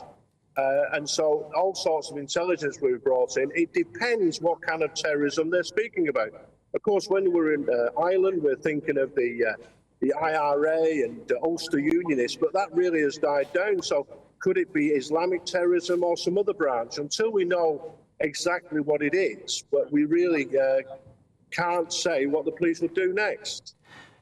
Mike, with your background, with your history, what do you say to those that are saying, oh, well, we're getting to the point now where in both the Republic and in the United Kingdom, we're going to have to start telling our military to stop wearing their uniform? It's outside really of the barracks, I mean. Of course, and it's really worrying because we have the colonel stabbed in Medway. We don't know the motives behind that yet. Again, the police successfully arrested a suspect. But this is a really new thing in the south of Ireland that this would happen. It's, you know, we associate terrorism with Ulster, with Northern Ireland. So it is a bad thing because I think people do respect serving personnel and veterans, and to stop them wearing uniform, it really does send the wrong message to the community. Well, thank you very much indeed, Mike Neville, former Scotland Yard detective. Thank you very much for your time. It's truly shocking, isn't it? It is. But that is a debate that is had and has been had because of what's happened to, members of our armed forces who just wear their uniform. But yeah, we'll bring you any... disgrace. No, it is a disgrace. We'll bring you any updates as and when we get them, of course. Lots of you have been getting in touch as well about the unions. Yeah, NC has got in touch and says, I'm a working class public servant. I'm disgusted at the unions and my PCS union. Oh, it's her union. Yeah, they're a disgrace, have no idea about true poverty and more concerned with Palestine than UK workers. Well, this is the thing, a lot of people sign up to a union because they want to have their workers' rights protected, fine. But then you often have to sign up to all the... causes, all the causes as well, which could be anything from Palestine to, I don't know what else. And the question is, do they represent the working class anymore? You know, a bit like some argue the Labour Party has done. Have they actually strayed away from their true mission statement? Well, hopefully they can stop this strike action at Border Force, although, as Martin said, last time they got the army involved and it actually was OK. Well... It's not the armed forces' job, though, is it? It's not. But anyway, we've got lots more coming up, including a Christmas in North Korea. Well, it could be on the cards as the hermit nation opens its doors to travellers for the first time in 5 years. Emily's off. More on this after this.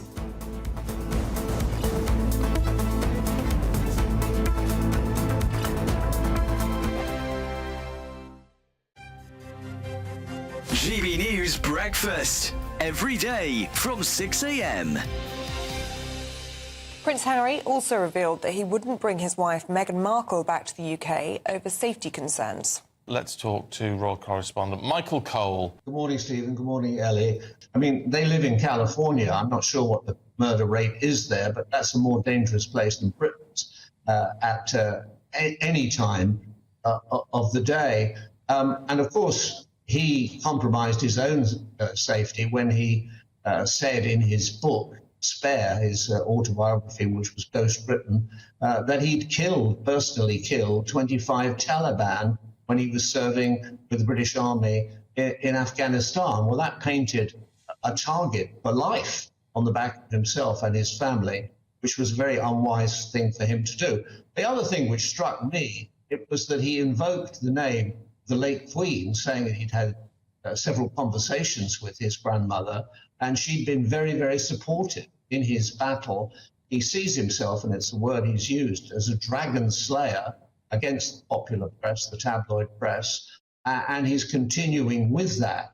Of course, his brother, Prince William, has settled, but also in the programme was Hugh Grant. Now, Hugh Grant also has settled, as indeed did I, when I received an apology from News Group. I believe in a free and unfettered press. Newspapers are having a bad time at the moment, losing circulation, losing advertising. Young people don't read newspapers. And so I felt that the right thing to do was to settle. I didn't want to take punitive action against newspapers. GB News, the People's Channel.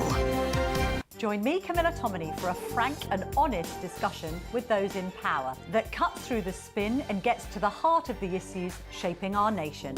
You haven't confirmed that you want to stand as leader, but you haven't ruled it out either. This report basically says that he's not fit to stand trial. Is he indecisive? Incompetent? I deliver the dose of reality Westminster needs. That's the Camilla Tominey Show at 9:30 every Sunday on GB News. The People's Channel, Britain's news channel. Are the newspapers getting you down? My wife didn't divorce me that month. Struggling to separate the wheat from the chaff? I know that it's a bit of a circus at the best of times. Well, don't worry. Headliners has got you covered. We'll take the burden of reading the day's news, and if we get depressed, who cares? It's an occupational hazard, frankly. That's Headliners on GB News from 11 p.m. till midnight, and the following morning, 5 till 6 a.m. on GB News, the comedy channel. Nah, just kidding. Britain's news channel.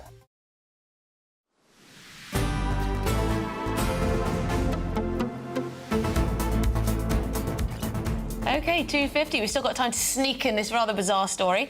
A potential new holiday destination is now available this Christmas. Yeah, honestly, once you hear where it is, you'll be desperate to go. North Korea is set to reopen the mountainous city of Samjeon to foreign tourists in December. That's according to tour operators in China. Yes, so this comes after nearly 5 years of border closures. That was reportedly due to the COVID pandemic. But I guess the question is, would you travel to the Hermit Kingdom? Yeah, let's speak to the Sun reporter, Joe Haddon.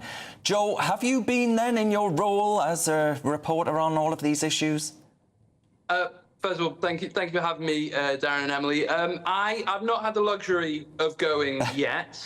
A Christmas in North Korea sounds like quite the adventure. But no, I mean, fingers crossed, hopefully I'll get sent out there soon. I mean, Joe, you see those aerial images, don't you, of North Korea compared to South Korea, and in North Korea there's no lights on. So do they show you, even if you go there as a tourist, you'd only see the sort of squeaky clean bit, the socialist utopia bit? I mean, that's certainly what it sounds like. I mean, this you mentioned in the intro there, you know, this Chinese tour operator has said that they'll be flying people out, but it is exclusively to this one city, Xianzhou. So it's worth bearing in mind, obviously, I can't imagine people are going to get a lot of free reign to go around and do as they please. At the moment, like I said, it's just restricted there. Pyongyang is totally off limits at the moment, but I imagine that you will be very heavily guarded as you go around the place. So I can't imagine it will be quite the Christmas adventure as sorts, but I'm sure it'll be exciting nonetheless. Joe, do you think this will be the sort of, you know, the Instagram hungry for likes, the sort of those social influencer types who'll be thinking, wow, I could really get some bang for my buck if I go on this holiday?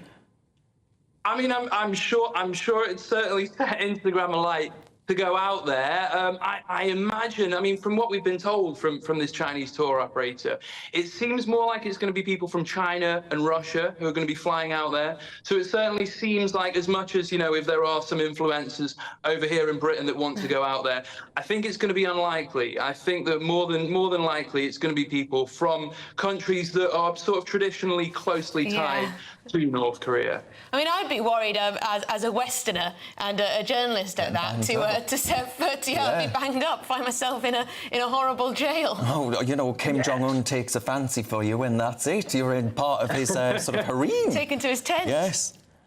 Absolutely. I mean, the journalists have been there in the past, but as you know, it's not a surprise. They're very selective over who they send over there. I mean, we've had our own reporters go out there back in 2012, but as I said, I think they'll be very selective over who's allowed to go out there. So if there are any influencers that do want to try and get the likes in by going out there, I mean, by all means, try your luck. Obviously, this Chinese firm, they are taking tickets now, so you can try.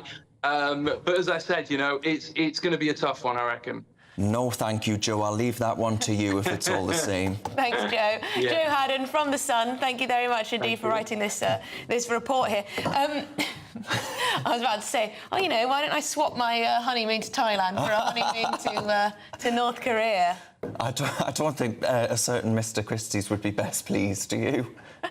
I don't know, a bit of adventure. Well, it would be an adventure. Something a bit different. Something to tell GB News about and our viewers, definitely. They probably wouldn't let us report from there, no, would they? No, they definitely wouldn't. Anyway, that's it from us. Yes, it's been marvellous. Thank you for having me. It's been a lovely Friday afternoon, and it is time for the weekend now for us. Yeah.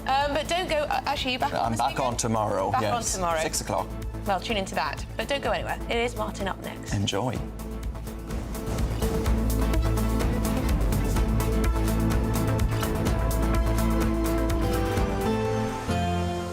A brighter outlook with Box Solar, sponsors of weather on GB News. Good afternoon. Welcome to your latest weather update from the Met Office here on GB News. The weekend, continues what most of us are seeing today. Dry for many, sunny spells and temperatures about close to average, which means it'll feel pretty pleasant in the sunshine, which many of us are seeing this afternoon. There is quite a bit of